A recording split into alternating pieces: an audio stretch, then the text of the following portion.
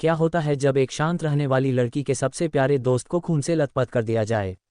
जिस अग्नि को विद्यापीठ के लोग एक बेकार अपाहिज समझ रहे थे, आज उसी अग्नि का वो खौफनाक रूप बाहर आने वाला है, जिसे देखकर बड़े बड़े सूरमाओं की रूह कांप उठेगी। स्वागत है इस मौत के खेल में।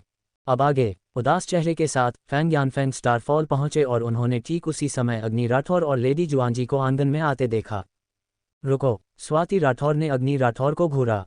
अग्नि राठौर उलझन में मुड़ी और फिर उसने स्वाति राठौर के परिवार को देखा। उसने त्योरियां चढ़ाईं। क्या कोई बात है? अग्नि राठौर, मुझे लगता है कि तुम ही हो जो मुसीबत में हो, है ना? स्वाति राठौर ने उपहास किया। तुमने परिवार के लिए इतनी बड़ी मुसीबत खड़ी कर दी है और तुम अभी भी ऐसा नाटक करना चाहती हो जैसे कुछ हुआ ही नहीं। मैंने इतनी बड़ी मुसीबत खड़ी कर दी है। अग्नि राठौर ने स्वाति राठौर को उलझन से देखा। कौन सी मुसीबत? हे, क्या तुम अभी भी मूर्ख होने का नाटक कर रही हो? स्वाति राठौर आगे बढ़ी, उसकी आंखों में एक ठंडी मुस्कान थी। अग्नि राठौर का धैर्य सीमित था। उसने त्योरियां चढ़ाईं और फैंग यानफेंग को घूरा। क्या चाचा को कुछ कहना है? फैंग यानफेंग का चेहरा ऐसा लग रहा था मानो बर्फ में लिपटा हो, उदास और ठंडा। प्रथम महिला ने अग्नि राठौर को घूरते हुए उपहास किया। फैंग यानफेंग द्वारा उन्हें फटकारे जाने का इंतजार कर रही थी। लेकिन फैंग यानफेंग में आखिरकार कुछ तो समझ थी। उन्होंने ठंडे स्वर में पूछा, तुम महल गई थी? हाँ। तुम्हारी माँ भी महल गई थी? हाँ। तुम? फैंग यानफेंग ने अपने दांत पीसे। क्या तुमने महल में कोई मुसीबत खड़ी की है? अग्नि राठौर ने फैंग यानफेंग को उलझन से देखा। अगर मैं महल में मुसीबत खड़ी करती हूँ तो क्या आपको, चाचा, महल में नहीं बुलाया जाना चाहिए था? ये सुनकर फैंग यानफेंग खुद को इसका खंडन करने में असमर्थ पाए। प्रथम महिला और स्वाति राठौर दोनों स्तब्ध थीं। अग्नि राठौर ने अपनी सुंदर माँ को घर ले जाने में मदद की। देर रात आंगन ओस से ढका होता है और ठंडी हवा चल रही है। मेरी सुंदर माँ नाजुक हैं, क्या होगा अगर वह हवा से बीमार पड़ जाएं? रुको। प्रथम महिला ने अग्नि राठौर को घूरा। अग्नि राठौर अपने कदमों पर रुक गई, असहाय होकर प्रथम महिला की ओर देख रही थी। महामहिम ने तुम्हें महल बुलाया था। इस यात्रा का क्या उद्देश्य है, अग्नि राठौर? क्या तुम इतनी बड़ी बात को राज रखने वाली हो? अग्नि राठौर ने असहाय होकर पूछा, क्या आप सच में ये सुनना चाहती हैं? बेशक। अग्नि राठौर ने फैंग यानफेंग की ओर देखा। क्या आपको भी सच में सुनना है? जल्दी बोलो। अग्नि राठौर ने असहाय होकर अपना सिर हिलाया, अपनी आस्तीन से शाही फरमान का एक पत्र स्क्रॉल निकाला और उसे खोला। महामहिम का शाही फरमान, इसे प्राप्त करने के लिए घुटने टेकें। फैंग यानफेंग। प्रथम महिला। अग्नि राठौर ने इत्मीनान से उनकी ओर देखा। क्या आप खड़े रहकर महामहिम का फरमान सुनने वाले हैं? फैंग यानफेंग के दिल में सिहरन दौड़ गई और वह जल्दी से घुटनों के बल बैठ गए। प्रथम महिला और स्वाति राठौर को भी स्वाभाविक रूप से घुटने टेकने पड़े। स्वर्ग ईश्वर के आदेश से सम्राट फरमान जारी करते हैं, अग्नि राठौर। अग्नि राठौर ने वह शाही फरमान जो उसने पहले महल में पढ़ा था, सभी के सामने जोर से पढ़ा। वहां मौजूद हर कोई स्तब्ध था, विशेषकर प्रथम महिला और स्वाति राठौर। एक सेकंड रैंक लेडी, द्वितीय श्रेणी की महिला। प्रथम महिला के चेहरे की नसें फड़कने लगीं। उनके पति अब द्वितीय श्रेणी के अधिकारी हैं, कार्मिक मंत्री का पद। लेकिन वह अभी भी केवल एक थर्ड रैंक लेडी, तीसरी श्रेणी की महिला हैं और महामहिम ने उन्हें पदोन्नत करने पर विचार नहीं किया है। फिर भी उनके दूसरे भाई की पत्नी। ये सोचकर प्रथम महिला को विशेष रूप से नाराजगी महसूस हुई। अग्नि राठौर ने शाही फरमान को समेटा और धीरे से प्रथम महिला की ओर देखा। प्रथम महिला, आप आकर सेकंड रैंक लेडी का अभिवादन क्यों नहीं करती? प्रथम महिला। उस पल उसे अचानक एहसास हुआ कि वह बीमार है। तुमने हर किसी में से अग्नि राठौर को ही क्यों उकसाया? तुमने उसे शाही फरमान जोर से पढ़ने के लिए क्यों मजबूर किया? अगर उसने इसे नहीं पढ़ा होता तो क्या तुम बस न जानने का नाटक नहीं कर सकती थी? इस बारे में सोचकर प्रथम महिला गहरे पछतावे से भर गई। इसके बाद वह अपने दूसरे भाई की पत्नी के सामने अपनी श्रेष्ठता कैसे दिखा सकती है? वह उसे कैसे उकसा सकती है? वह पहले से ही उकसाए जाने की हद तक थक चुकी है। अग्नि राठौर ने प्रथम महिला की ओर एक हल्की मुस्कान के साथ देखा। तो चाची, क्या आप शाही फरमान की अवहेलना करने वाली हैं? प्रथम महिला का चेहरा लाल और हरे रंग के बीच बदल रहा था, जो बहुत भद्दा लग रहा था। क्यों? स्वाति राठौर ने सभी की ओर से पूछा, तुम्हारी मां को सेकंड रैंक लेडी की उपाधि क्यों दी गई? आखिरकार उन्होंने ऐसा क्या किया है कि वह इसके लायक हों? सिर्फ इसलिए क्योंकि उसने मेरी बेटी को जन्म दिया है। अग्नि राठौर ने मुस्कुराते हुए उनकी ओर देखा। चूंकि उसने लिखित परीक्षा में प्रथम स्थान प्राप्त किया, इसलिए उसे अपनी बेटी के माध्यम से ये दर्जा मिला। यही कारण है कि वह सेकंड रैंक लेडी, द्वितीय श्रेणी की महिला बन गई। प्रथम महिला, यह आपके लिए भी असंभव नहीं है ना? आखिर स्वाति राठौर तो अभी भी है ना? स्वाति राठौर, जो शीर्ष 1000 में भी नहीं आ पाए। उससे लिखित परीक्षा में प्रथम स्थान प्राप्त करने की उम्मीद करना। प्रथम महिला ने अपना सिर हिलाया, इस जीवन की तो बात ही छोड़ो, अगले जीवन में भी कोई संभावना नहीं है। बेचारी प्रथम महिला पूरे उत्साह के साथ पहुंची थी, लेकिन केवल पछतावे से भरकर लौटी। राजसी विद्यापीठ की परीक्षाएं आखिरकार शुरू होने वाली हैं। किसी ने उन्हें पहले से नहीं बताया था कि वे किस मानचित्र नक्शे क्षेत्र में जा रहे हैं, इसलिए लगभग किसी को नहीं पता था कि वे मूल्यांकन परीक्षा के लिए किस मानचित्र में प्रवेश करेंगे। लेकिन अग्नि राठौर को पता था, युगांत यू मिंगे को भी पता था, क्योंकि इस जगह को मूल रूप से अग्नि राठौर और बूढ़े फैंग ग्रैंड सेक्रेटरी फैंग ने चुना था। दीन चौहान की मृत्यु और दीन लू के एकांतवास साधना में होने के कारण राजसी विद्यापीठ बिना किसी नेता के रह गया था, इसलिए महामहिम ने बूढ़े फैंग को उपदीन नियुक्त किया और दीन लू के एकांतवास के दौरान उन्हें अस्थायी रूप से डीन नियुक्त कर दिया। इस बात की घोषणा मार्शल आर्ट परीक्षा से पहले की गई थी। विशाल मैदान में हजारों छात्र चुपचाप खड़े थे, पोर्टल द्वार के खुलने और उन्हें मूल्यांकन मानचित्र में भेजने का इंतजार कर रहे थे। शुरू में हर कोई चर्चा कर रहा था कि इस बार वे किस मानचित्र पर होंगे और मूल्यांकन कैसा होगा। लेकिन ठीक उसी समय सम्राट जुनवू की नियुक्ति की गई। चाहे वह राजसी विद्यापीठ के शिक्षक हों, छात्र हों या परीक्षार्थी, ये खबर सुनते ही हर कोई चर्चा में मशगूल हो गया। वाह, बूढ़े फैंग, अगर मैं गलत नहीं हूं तो बूढ़े फैंग मोहिनी मुयाओ के नाना है ना? हे भगवान, क्या इसका मतलब यह है कि राजकुमारी मोहिनी राजसी विद्यापीठ में जो चाहे कर सकती है? ये खबर सुनकर उम्मीदवारों की आंखें चमक उठीं। मोहिनी उनके वर्ष कक्षा की ही एक छात्रा है। अगर वे मोहिनी के साथ अच्छे संबंध बना सकें तो क्या वे राजसी विद्यापीठ में सफल नहीं हो पाएंगे? कई लोगों ने चुपके से इस विचार को अपने दिल में बसा लिया। मोहिनी, जो समूह में थी, ये सुनकर उसकी भी आंखें चमकने से नहीं रुक सकीं। नाना जी, नहीं नहीं, ये दादाजी है। मोहिनी ने अपना मन बना लिया। सार्वजनिक रूप से वह निश्चित रूप से उन्हें अपना नाना कहेगी। जहां तक बूढ़े फैंग के सामने की बात है, वह उन्हें तब वैसा ही पुकारेगी, क्योंकि वैसे भी किसी और को पता नहीं चलेगा। मोहिनी पहले से ही काफी लोगों से घिरी हुई थी और अब तो और भी ज्यादा लोग आ गए थे। हु यिन, वेन लिंग, लियू हाओ और मू किंग, वे मूल रूप से ये याफे के पीछे चलते थे, लेकिन अब चूंकि ये याफेई और मोहिनी बहुत करीब हैं, इसलिए ये याफेई ने इन चारों को मोहिनी को सौंप दिया है। साथ ही याओ भाई बहन याओ हाओ और याओ यंग भी हैं। ये दोनों भाई बहन मोहिनी के प्रत्यक्ष वंशज खास हैं और उनके संबंध बहुत घनिष्ठ हैं। अब जब बूढ़े फैंग के उपदीन और कार्यवाहक दीन जियान बनने की खबर जारी हो गई है, तो मोहिनी भारी भीड़ से घिरी हुई है। अग्नि राठौर और चाओगे उनसे कुछ ही दूरी पर खड़ी थीं, ताकि वे मोहिनी की सारी बातें सुन सकें। हु यिन ने मोहिनी से पूछा, राजकुमारी मोहिनी, क्या बूढ़े फैंग आपके नाना नहीं हैं? मोहिनी ने उसकी ओर देखा और कहा, मम, हम। अग्नि राठौर और चाओगे ने एक दूसरे की ओर देखा। चाओगे किसी भी तरह की बकवास बर्दाश्त करने वालों में से नहीं थी और वह आगे बढ़कर उनकी पोल खोलने ही वाली थी, क्योंकि बूढ़े फैंग ने एक बार कहा था कि मोहिनी को अब सार्वजनिक रूप से नाना के रूप में इतने करीबी रिश्ते को स्वीकार नहीं करना चाहिए। लेकिन अग्नि राठौर ने चाओगे को रोका और हल्की सी मुस्कान के साथ कहा, शांत हो जाओ, शांत हो जाओ। चाओगे अब और खुद को रोक नहीं सकी। बूढ़े फैंग ने कहा था, लेकिन अगर तुम अभी आगे आती हो तो तुम्हारी बात पर कौन विश्वास करेगा? अग्नि राठौर ने हल्की सी मुस्कान दी। पहले सुनो।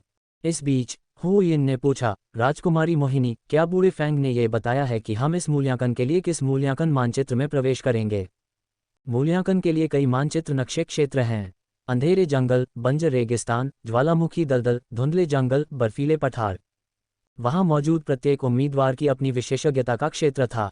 दो तत्व 2 एलिमेंट प्रणालियां पहले से ही दुर्लभ हैं और बहुतत्व मल्टी एलिमेंट प्रणालियां तो और भी दुर्लभ हैं, इसलिए अधिकांश लोगों के पास केवल एक ही तत्व क्षमता है।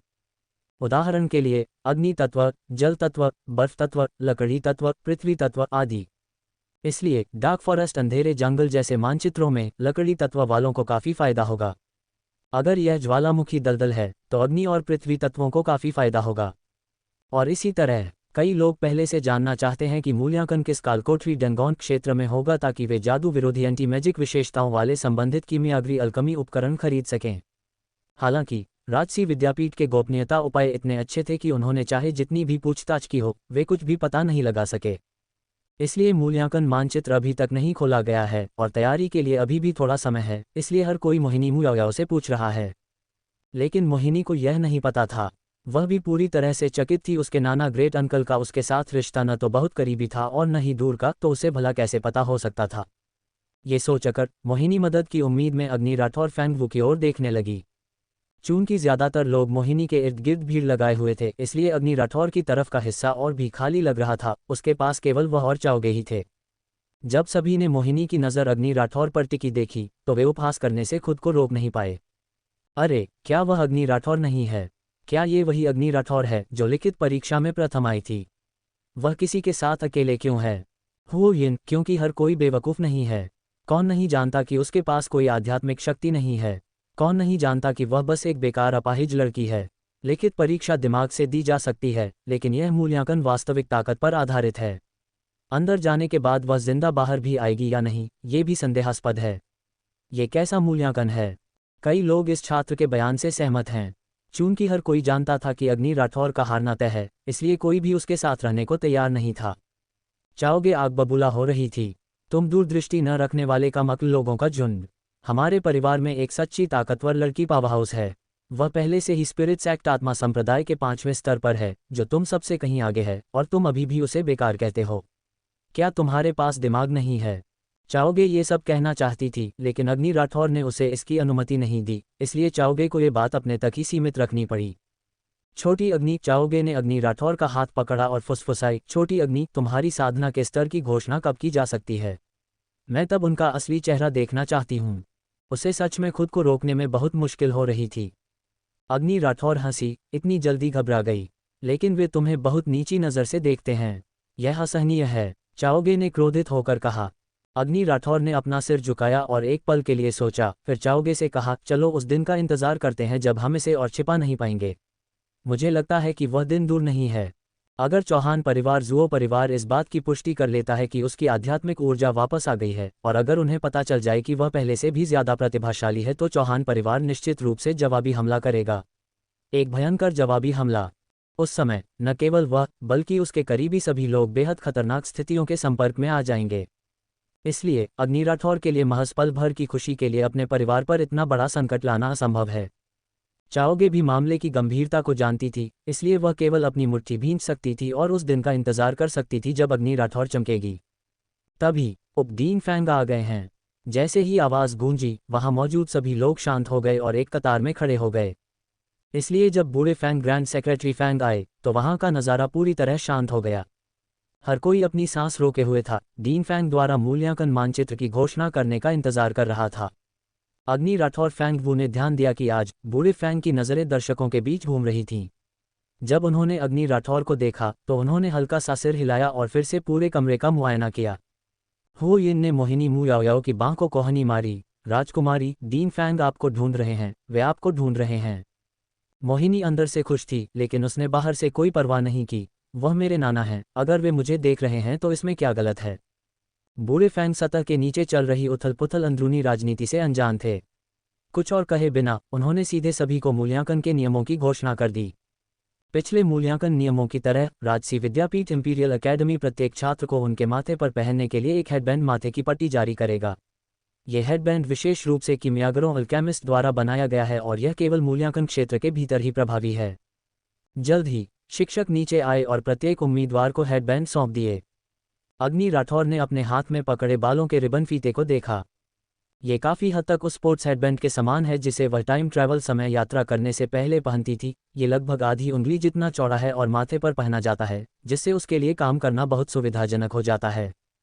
सभी उम्मीदवारों द्वारा अपने हेडबैंड पहनने के बाद बूढ़े फैंग ने गंभीरता से घोषणा की, अपने हेडबैंड को अपनी आध्यात्मिक शक्ति से सक्रिय चालू करें और आप पाएंगे कि आपके माथे के ठीक सामने 7 सितारे हैं। जल्द ही सभी ने देखा कि उनके हेडबैंड के साथ सच में उनके माथे पर 7 सितारे थे, लेकिन वे सभी भूरे रंग के थे। डीन फैंग को रिपोर्ट कर रही हूँ, अग्नि राठौर के बालों के रिबन पर कोई सितारा नहीं है। हुओ यिन ने नियमों को सुनने के बाद अग्नि राठौर को चिढ़ाने का एक तरीका सोचा। क्या अग्नि राठौर को सच में लगता है कि वह सिर्फ इसलिए इतनी महान है क्योंकि उसने लिखित परीक्षा में प्रथम स्थान प्राप्त किया है? यह मार्शल आर्ट की परीक्षा है। जरूर। हुओ यिन के शब्द सुनकर उपस्थित सभी परीक्षार्थियों ने उस दिशा में देखा जहां अग्नि राठौर खड़ी थी। यह एक सर्वविदित तथ्य है कि अग्नि राठौर के पास कोई आध्यात्मिक ऊर्जा नहीं है। एक पल के लिए हर कोई आपस में फुसफुसाने और हंसने लगा।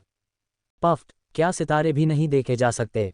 अगर उसके पास सितारे ही नहीं हैं, तो वह मूल्यांकन कैसे पास कर सकती है? उसने लिखित परीक्षा में प्रथम स्थान प्राप्त किया था, देखते हैं इस बार वह क्या करती है। बूढ़े फैंग ने गहरी त्योरियां चढ़ाईं। तभी उन्हें याद आया कि अग्नि राठौर की आध्यात्मिक शक्ति को अभी भी दुनिया से गुप्त रखा जा रहा था। ये लड़की पहले से ही 5 स्टार स्पिरिट मास्टर 5 सितारा आत्मा गुरु की ताकत रखने के बावजूद अपने आसपास के लोगों के उपहास के बीच शांत और संयमित रह सकती है।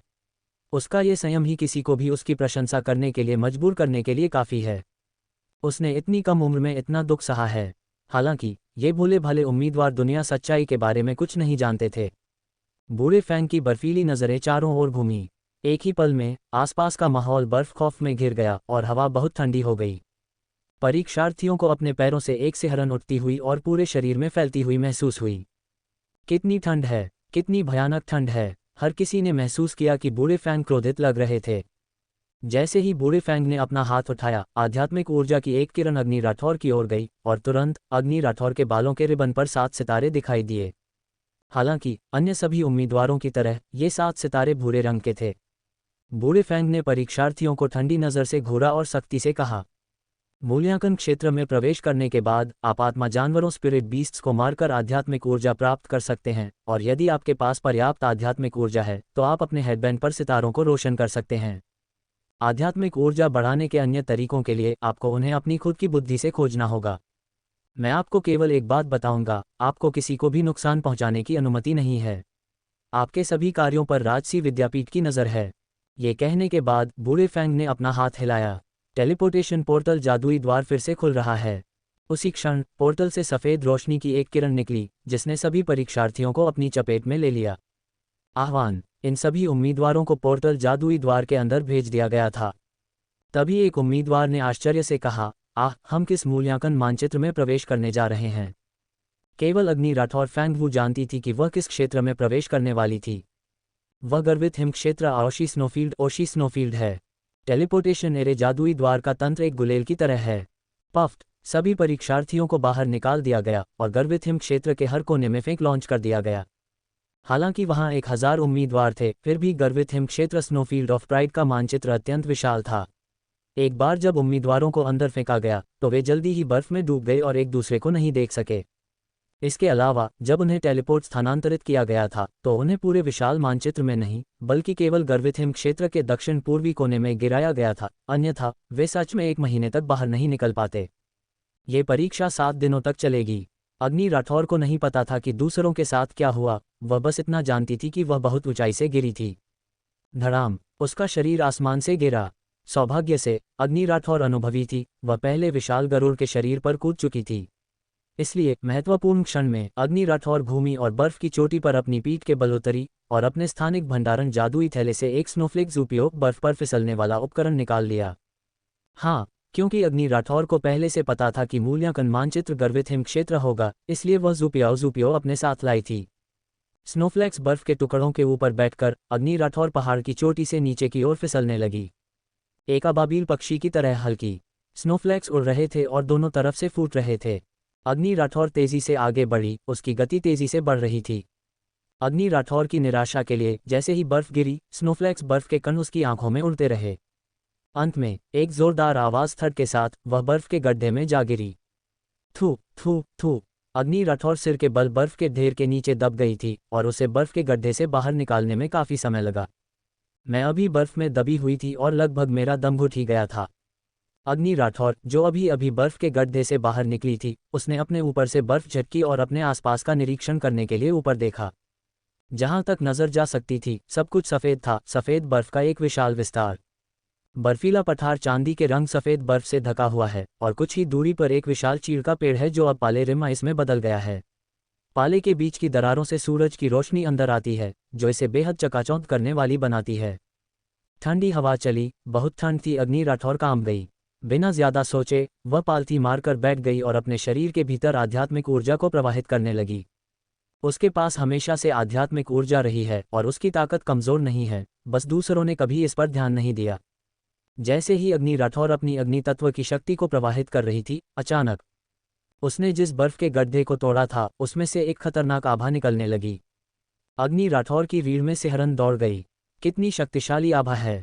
उसने अपना सिर घुमाया और एक बर्फ के राक्षस को देखा। ये काफी हद तक एक चीते जैसा दिखता है जिसके शरीर पर घने बाल फर हैं। बाल कड़े होकर खड़े हैं, बिल्कुल बर्फ के टुकड़ों आइसिकल्स की तरह जो इसे एक शाही हेजहॉग जैसा बनाते हैं। सूरज की रोशनी में बालों जैसा हर एक बर्फ का टुकड़ा आइसिकल चकाचौंध करने वाली रोशनी से चमक रहा था।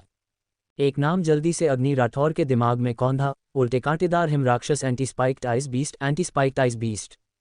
स्पिरिट मास्टर आत्मा गुरु श्रेणी, उल्टा वार करने वाला हिम राक्षस रिवर्स स्टैब आइस बीस्ट। अग्नि राठौर के दिल में ठंडक डर छा गई।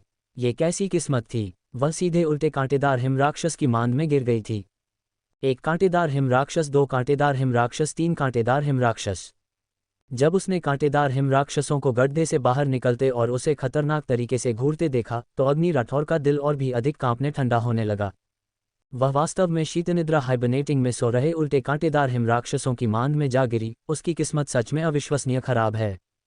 अगर केवल एक ही होता तो मैं उससे लड़ने की कोशिश कर सकती थी, लेकिन अब 3। अग्नि राठौर के पास सोचने का समय नहीं था। वह मुड़ी और दौड़ने लगी। गड़गड़ाहट रंबल। जैसे ही अग्नि राठौर ने दौड़ना शुरू किया, उसके पीछे पहले धीमी गति से चलने वाले 3 हिम राक्षस तुरंत अग्नि राठौर फैंग वो बिजली की गति से आगे बढ़ी। 3 कांटेदार हिम राक्षस उसका पीछा कर रहे थे। सफ़ेद बर्फ से ढका हुआ राजसी हिम आउशी स्नोफील्ड आसमान से देखने पर एक लुभावनी छटा पेश करता है। अग्नि राठौर ने पीछे मुड़कर देखा और पाया कि 3 उल्टे कांटेदार हिम राक्षस एक त्रिभुज त्रिकोण बना रहे थे, जो कि एक प्राकृतिक आक्रामक संरचना फॉर्मेशन थी और अजेय गति के साथ उसके करीब आ रहे थे। दोनों पक्षों के बीच की दूरी कम और कम होती जा रही थी। अग्नि राठौर ने चुपके से अपने दिमाग में गणना की उसकी शारीरिक थकावट की सीमा को देखते हुए वह आधे घंटे से भी कम समय में इन 3 उल्टे कांटेदार हिम राक्षसों से घिर जाएगी।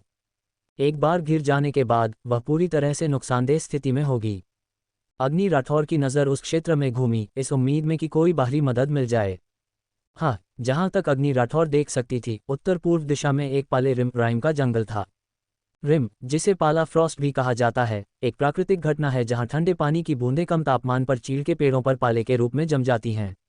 दूर से पाले का मैदान एक जादुई दुनिया जैसा दिखता है। अग्नि राठौर पाले के जंगल में बेतहाशा दौड़ी और 3 कांटेदार हिम राक्षस उसका लगातार पीछा कर रहे थे। जैसे जैसे समय बीतता गया, उनके चेहरे और अधिक खूंखार होते गए और उनके शरीर के कांटे चमकने लगे। धड़ाम, पीछे से एक जोरदार धमाके की आवाज़ आई। अग्नि राठौर ने अवचेतन रूप से पीछे मुड़कर देखा और केवल अपने पीछे 2 उल्टे कांटेदार हिम राक्षसों को देखा। बाईं ओर वाला उछला, उसके खुर सामने वाले उल्टे कांटेदार हिम राक्षस की पीठ पर गिरे और फिर वह हवा में उड़ गया। दाईं ओर वाले कांटेदार हिम राक्षस ने अपने सामने वाले कांटेदार हिम राक्षस पर कदम रखा, उड़ान भरी और फिर हवा में उड़ रहे कांटेदार हिम राक्षस पर कदम रखा। हर कोई दूसरों की ताकत का लाभ उठा रहा है। अच्छा नहीं है। जैसे ही अग्नि राठौर पलटी, उसने देखा कि जो कांटेदार हिम राक्षस मूल रूप से सबसे दाईं ओर दौड़ रहा था, वह अपनी गति का 2 बार उपयोग करने के बाद अब बेहद विस्फोटक बल के साथ उसकी ओर दौड़ रहा था। धड़ाम, जैसे ही अपने कांटों वाला हिम राक्षस अग्नि राठौर पर झपटने वाला था, सबसे दाईं ओर वाले उल्टे कांटेदार हिम राक्षस के हमले से बचने के लिए अग्नि राठौर बर्फ पर लुढ़क गई। हालांकि उसकी देरी के कारण 2 उल्टे कांटेदार हिम राक्षस उछले और उसका पीछा करने लगे। तब अग्नि राठौर को एहसास हुआ कि वे एक परिवार थे। सबसे आगे जो दौड़ रहा है वह रिपल्सर फ्रॉस्ट बीस्ट कांटेदार हिम राक्षस का पिता है, सबसे बाईं ओर दौड़ रही रिपल्सर फ्रॉस्ट बीस्ट की मां है और सबसे दाईं ओर दौड़ रहा रिपल्सर फ्रॉस्ट बीस्ट का बेटा है। 3 लोगों का ये परिवार वर्तमान में अग्नि राठौर का शिकार कर रहा है, उसे टुकड़ों में फाड़ने और उसे निगलने खाने का प्रयास कर रहा है।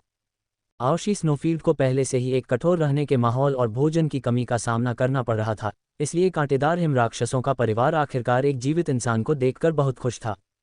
गर्म मानव रक्त की गंध उनकी स्वाद कलिकाओं और इंद्रियों को चरम बेहद तक उत्तेजित करती है। एंटी स्पिरिट आइस बीस्ट्स उल्टे कांटेदार हिम राक्षसों के परिवार ने एक दूसरे को देखा। उनकी आंखों में एक खूंखार और उत्साहित रोशनी चमक रही थी। उन्होंने इस इंसान को अपने हाथों शिकंजे में ले लिया है। एक ही पल में 2 उल्टे कांटेदार हिम राक्षसों ने अग्नि राठौर को बाएं और दाएं से घेर लिया। अग्नि राठौर, जो मूल रूप से जमीन पर लेटी हुई थी, वह लुढ़क कर खड़ी हो गई। हालांकि हिम राक्षसों की मां ने अग्नि राठौर के सिर पर थप्पड़ वार मारा। अग्नि राठौर ने अपने सिर को तो बचा लिया, लेकिन उसका चेहरा इससे नहीं बच सका। तुरंत एक गहरा खूनी घाव उसके गाल को छील गया। ताज़ा खून उसके गोरे जैद जैसे नाजुक गालों से बहने लगा। दर्द, हालांकि खून की गंध ने उल्टे कांटेदार हिम राक्षसों के परिवार को बहुत अधिक उत्तेजित कर दिया। दहाड़, वे दहाड़े और अग्नि राठौर की ओर झपटे। अग्नि राठौर ने खतरनाक तरीके से अपनी आंखें सिकोड़ लीं। वह अच्छी तरह जानती थी कि वह एक ही समय में 3 कांटेदार हिम राक्षसों का सामना नहीं कर सकती, इसलिए उसके लिए सबसे अच्छा तरीका यह था कि वह उन्हें अलग कर दे। ये सोचकर अग्नि राठौर ने अपने हाथ से खून पोंछा और बिजली की गति से पाले के पेड़ की चोटी की ओर दौड़ी। उसकी गतिविधियां बेहद तेज थीं। उन गोरी जेड रत्न जैसी उंगलियों ने चमकते पाले रिम को पकड़ लिया और एक झटके के साथ वे पहले ही दूसरे पाले के पेड़ पर पहुंच गई थीं। कांटों वाला हिम राक्षस तुरंत स्तब्ध रह गया। यह मानव लड़की एक वानर की तरह फुर्तीली है। क्या उसने सोचा था कि वह इस तरह से बचकर भाग सकती है? नुकीले कांटेदार बैरल वाले तीनों हिम राक्षसों ने एक साथ भयानक ठंडी मुस्कान बिखेरी। पीछा करो। उन्होंने बेतहाशा पीछा करना जारी रखा। तभी पफ्ट हिमराक्षस के बेटे का पैर एक उभरी हुई सुई कांटे पर पड़ा, जिसने उसे तुरंत उसी जगह पर स्थिर कर दिया। रिपल्सर फ्रॉस्ट बीस्ट कांटेदार हिमराक्षस के माता पिता अपने बेटे को घूरते हैं। हिमराक्षस के बेटे ने दर्द से कराहने की आवाज़ की और अपने हाथों को जोर से हिलाकर उन्हें जल्दी से पीछा करने का इशारा किया। उसने इतने लंबे समय से मानव रक्त की गंध नहीं ली थी और अब जब उसने ली थी तो वह लालसा से भस्म हो रहा था। उल्टे कांटेदार हिम राक्षसों के माता पिता ने एक दूसरे को देखा, फिर बिजली की गति से आगे बढ़ने से पहले अपने बेटे को प्यार से देखने के लिए मुड़े। उन्हें इस मानव लड़की को जरूर पकड़ना चाहिए। चून की अग्नि राठौर फैंग वू ने पाले रिम आइस को कसकर पकड़ रखा था और तेजी से झूल रही थी, इसलिए वह एक नज़र देखने के लिए पीछे मुड़ जाती थी। इसलिए उसने तुरंत देखा कि केवल दो उल्टे कांटेदार हिम राक्षस पीछे से उसका पीछा कर रहे थे। हालांकि ये दो उल्टे कांटेदार हिम राक्षस बहुत चतुर थे। अग्नि राठौर की पहले की योजनाओं के बावजूद वे पूरी तरह से अप्रभावित थे। जैसे जैसे वे करीब आ रहे थे, अग्नि राठौर की आंखों में अचानक प्रेरणा की एक चमक दिखाई दी। समझ गई। जैसे ही हिम राक्षस पीछे हटे और फिर से अग्नि राठौर को घेरने लगे, अग्नि राठौर पलटी और एक बर्फ के गड्ढे में गायब हो गई। हे, दो कांटेदार हिम राक्षसों ने उपहास करते हुए हंसी उड़ाई। हिम राक्षस कम उम्र से ही बर्फीले मैदान में रहते आए हैं। ये वह परिचित वातावरण है जिसमें वे रहते हैं और बड़े होते हैं। आपको क्या लगता है ये छोटी मानव लड़की कहाँ छिप सकती है? तड़क! हिम राक्षस के पिता ने अपने हाथ से बर्फ पर थप्पड़ मारा। अगले ही पल उसका शरीर बर्फ के गड्ढे में गायब हो गया। हिम राक्षसों की माँ भी अंदर कूद गई। जैसे ही वे अंदर घुसे, अग्नि राठौर तेजी से आगे बढ़ी। उसके होठों पर एक हल्की सी मुस्कान खेल रही थी। विस्फोट! एक ही पल में बर्फ के गड्ढे के भीतर घनीभूत अग्नि तत्व ऊर्जा फायर एलिमेंटल एनर्जी से बना एक विस्फोट तुरंत बाहर की ओर फैल गया। एंटी स्पिरिट आइस बीस्ट का पिता, जो विस्फोट के सबसे करीब था, उसे सिर में गंभीर चोट लगी। विस्फोट के कारण उसकी बाईं आंख से बहुत अधिक खून बह रहा था। उसकी दर्दनाक चीखें जमीन के नीचे से गूंज उठीं। ये देखकर हिम राक्षसों की मां का दिल टूट गया। बिना कुछ सोचे समझे वह बर्फ के गड्ढे से बाहर निकली और अग्नि राठौर की ओर झपटी। इस समय तक अग्नि राठौर ने पहले ही एक साधारण फ्रॉस्ट किलिंग फॉर्मेशन पाला नाशक व्यूह रचना स्थापित कर लिया था। अग्नि राठौर का फ्रॉस्ट किलिंग फॉर्मेशन बहुत ही सरल है। दो पाले के पौधों पेड़ों के बीच बर्फ की एक पट्टी धागा लटक रही थी। बर्फ के धागे रंगहीन और गंधहीन होते हैं और सूरज की रोशनी में तो और भी कम दिखाई देते हैं। आध्यात्मिक ऊर्जा से भरे जाने के बाद ये बहुत तना हुआ हो गया और थोड़ा सा छूने पर भी घाव छोड़ सकता था। तो जैसे ही रिपल्सिव आइस बीस्ट्स की मां बर्फ के गड्ढे से बाहर निकली, अग्नि राठौर घबराहट में आगे दौड़ी, बार बार पीछे मुड़कर रोते हुए बोली, मुझे मत मारो, मुझे मत मारो। हिम राक्षसों की मां ने एक भयंकर और विजयी मुस्कान बिखेरी। उसका खून से सना लाल जबड़ा मुंह चौड़ा हो गया, जैसे वह अग्नि राठौर को पूरा निगल जाना चाहती हो। एक दहाड़ के साथ हिम राक्षसों की मां बिना रुके आगे बढ़ी। वह अग्नि राठौर को निगलने खाने के लिए बहुत उतावली थी। उसने ये भी नहीं देखा कि दो पाले के पौधों के बीच बर्फ का एक पतला नाजुक धागा था। जैसे ही वह बिना किसी चेतावनी के आगे बढ़ी, पफ्ट! वे बर्फीले धागे अब, जैसे ही हिम राक्षसों की मां नग्न आंखों से अदृश्य गति से आगे बढ़ रही थी। सिजल छंछनाहट! एक अजीब सी आवाज गूंज उठी। अग्नि राठौर ने पीछे मुड़कर देखा और जैसा कि उसने उम्मीद की थी, बर्फ के उस रेशमी धागे ने हिम राक्षसों की मां के गले पर एक गहरा घाव छोड़ दिया था। अग्नि राठौर चौंक गई। हिम राक्षस की रक्षा प्रणाली डिफेंस उसकी कल्पना से भी अधिक मजबूत थी। हिम राक्षसों की मां को स्तब्ध देखकर अग्नि राठौर एक बेहद विचित्र गति के साथ आगे बढ़ी। उसकी ज्वाला तलवार अग्नि तलवार अविश्वसनीय गति से चली। खटाक! उसने हिम राक्षसों की मां के गले पर अंतिम प्रहार किया। मूल रूप से अग्नि राठौर के लिए उसके रक्षा घेरे को भेदना बहुत कठिन होता, लेकिन जब वह बर्फीला रेशमी धागा पहले से ही वहां मौजूद था और उसने पहले ही उसके गले पर घाव और खून के निशान छोड़ दिए थे, तो वह क्या करती? अग्नि राठौर ने केवल 2 बार ही वार किया था। हिम राक्षसों की मां ने अविश्वास भरी नजरों से आंखें फाड़कर अग्नि राठौर को देखा। असंभव! ये कैसे संभव है? अपनी मृत्यु तक वह विश्वास नहीं कर सकी कि वह वास्तव में इस छोटी मानव लड़की के हाथों मारी गई थी। आपको समझना होगा कि वे पहले कितने आश्वस्त और अजेय थे और उन्होंने इस छोटी लड़की का कितनी बुरी तरह से पीछा किया था। हालांकि अब वह वास्तव में हिमराक्षसों की मां ने बोलने की कोशिश की, वह अपने साथी को इस धोखेबाज मानव लड़की से सावधान रहने की चेतावनी देना चाहती थी, लेकिन इससे पहले कि वह कोई आवाज निकाल पाती, अग्नि राठौर की ज्वाला तलवार ने फिर से प्रहार किया। तीसरा वार, खटाक। हिमराक्षसों की मां का सिर उसके कंधे से कटकर अलग हो गया। उस लुढ़के हुए सिर पर मृत्यु के समय हिमराक्षसों की मां की पथराई हुई आंखें अभी भी देखी जा सकती थीं। तभी उल्टे कांटेदार हिमराक्षस का पिता बर्फ के गड्ढे से बाहर निकल आया। बाहर निकलते ही उसने सबसे पहले जो चीज देखी वह एक सिर था जो गेंद की तरह जमीन पर लुढ़क रहा था। एक ही पल में उल्टे कांटेदार हिमराक्षस का पिता पूरी तरह से दंग रह गया। असंभव, यह असंभव है। विस्फोट से उसकी एक आंख घायल होने का मतलब यह नहीं था कि वह अंधा हो गया था। उसकी संगिनी वास्तव में। हिमराक्षस ने अपना सिर उठाया, उसकी ठंडी और खूंखार आंखें नफरत से अग्नि राठौर को घूरने लगीं, जिनसे गुस्से की ज्वाला निकल रही थी। मरो, उल्टे कांटेदार हिमराक्षस का पिता दहाड़ा। अग्नि राठौर के चेहरे पर एक ठंडी मुस्कान आ गई। वह 3 उल्टे कांटेदार हिमराक्षसों का एक साथ सामना नहीं कर सकती थी, लेकिन उसके सामने अब सिर्फ एक ही था। क्या वह डरती?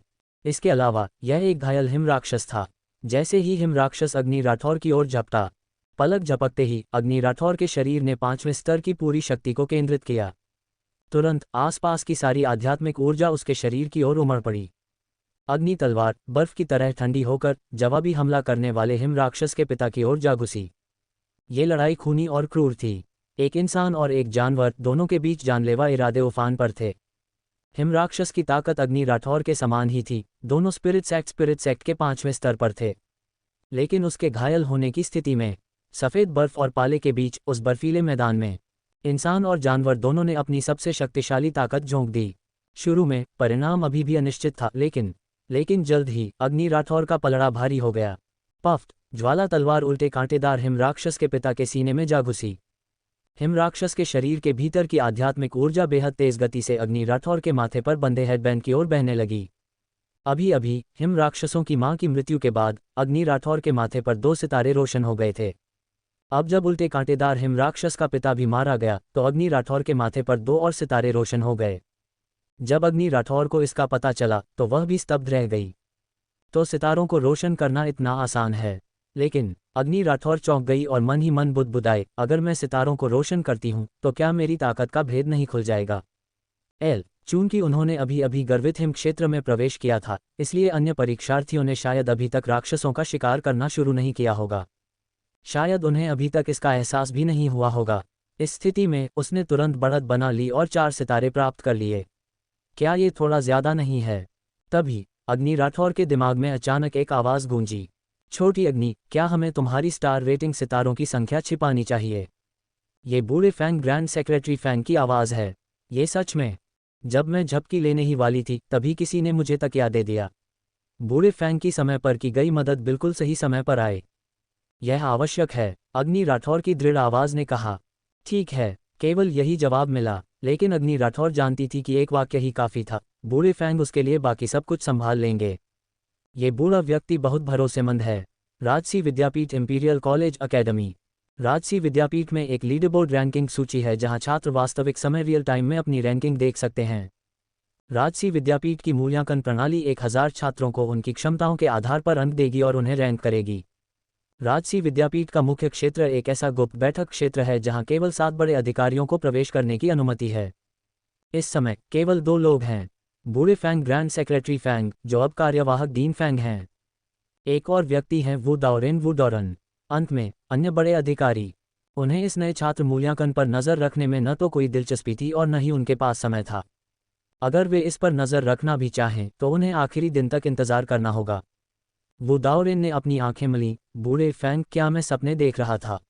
मैंने अभी अभी अग्नि राठौर का नाम सूची में सबसे ऊपर कैसे देखा? बूढ़े फैंग ने बस 3 शब्दों में जवाब दिया, तुम्हारी आंखें तुम्हें धोखा दे रही हैं। हाँ, वू डाओरेन को यह अजीब लगा। उसने अभी अभी अग्नि राठौर को पहले स्थान पर जाते देखा था, लेकिन एक ही पल में उसका नाम गायब हो गया। कितना अजीब है। बूढ़े फैंग के होठों के कोने पर एक हल्की सी मुस्कान आ गई। कार्यवाहक डीन बनने के बाद ही उन्हें सर्वोच्च अधिकार प्राप्त हुआ और वे कुछ कार्य करने के लिए मूल्यांकन प्रणाली को आदेश देने में सक्षम हुए। बूढ़े फैंग, आपकी पोती काफी अच्छी है, वह पहले ही दूसरे स्थान पर पहुंच चुकी है। वू डाओरेन ने अपने सामने स्क्रीन पर देखी और इशारा किया। उनके सामने 2 स्क्रीन थीं। बाईं ओर एक बड़ी स्क्रीन ये प्रदर्शित करती है कि बर्फीले मैदानों स्नोई प्लेन्स में परीक्षार्थियों ने क्या क्या अनुभव किया है। बूढ़े फैंग मूल्यांकन प्रणाली को नियंत्रित करते हैं, इसलिए वे अपने दिमाग से उनका नाम पुकारकर तुरंत किसी को भी देख सकते हैं। दाईं ओर एक लंबी संकरी स्क्रीन पर उम्मीदवारों की रैंकिंग प्रदर्शित होती है। रैंकिंग केवल शीर्ष 200 टॉप 200 को ही दिखाती है। जहां तक 200 के बाद रैंक पाने वालों की बात है, राजसी विद्यापीठ को उन्हें प्रदर्शित करने की कोई आवश्यकता नहीं है, क्योंकि हर साल बिना किसी असफलता के वे केवल 100 उम्मीदवारों की ही भर्ती करते हैं। वु दाओरेन की बात सुनने के बाद बूढ़े फैंग ने दाईं ओर की स्क्रीन को देखा। निश्चित रूप से मोहिनी मु याओयाओ का नाम काफी ऊपर सूचीबद्ध था और वह दूसरे स्थान पर थी। प्रथम स्थान विजेता जुआनयुवान यिशान्युंग यी नाम का एक लड़का था। बूढ़े फैंग की नज़र मोहिनी के नाम पर नहीं रुकी, बल्कि इसके बजाय जुआनयुवान यी पर पड़ी। जुआनयुवान परिवार प्रतिभाशाली लोग पैदा करता है। बूढ़े फैंग ने सिर हिलाया। वु दाओरेन ने सहमति में सिर हिलाया। आखिरकार जुआनयुवान परिवार 9 महान परिवारों में से एक है और इसकी ताकत को कम नहीं आंका जाना चाहिए। युवा पीढ़ी का अलग दिखना सामान्य है। यदि वे अलग नहीं दिखते तो ये हास्यास्पद होगा। चांगसुन जिंग भी काफ़ी अच्छा है और वह तीसरे स्थान पर है। वु दाओरेन ने हल्की मुस्कान दी। उन्हें अभी अभी टेलीपोर्ट किया गया था और जुआनयुवान यी के पास पहले से ही 3 सितारे हैं, जबकि चांगसुन जिंग के पास 2 सितारे हैं। उम्मीदवारों के इस जत्थे बैच की गुणवत्ता वास्तव में काफ़ी अच्छी है। बूढ़े फैंग ने सिर हिलाया, ताओवादी वु दाओरेन के कथन से सहमत होते हुए। हालांकि यह केवल 2 या 3 सितारे ही थे। उसकी छोटी अग्नि पहले से ही 4 सितारे प्राप्त कर चुकी थी, लेकिन वह बहुत तेज था और उसने उसे तुरंत छिपा दिया। बूढ़े फैंग ग्रैंड सेक्रेटरी फैंग बहुत खुश थे। उनके अलावा किसी और को नहीं पता था कि लड़की अग्नि फैंग वु कितनी शक्तिशाली है। हालांकि वु दाओरेन ने त्योरियां चढ़ाईं, क्या युगांत यूमिंगे परीक्षा देने नहीं आया था? उसने अभी तक सूची में जगह क्यों नहीं बनाई है? वह एक ऐसा व्यक्ति है जो महामहिम विक्रम युवराज के बराबर है। भले ही वह 10 अंक का उत्कृष्ट न हो, फिर भी 9 अंक का उत्कृष्ट तो है ही। बूढ़े फैंग ने हल्की मुस्कान दी और अपना सिर हिलाया। युगांत नियमों के अनुसार नहीं खेलता, कोई भी अंदाजा नहीं लगा सकता कि वह क्या सोच रहा है।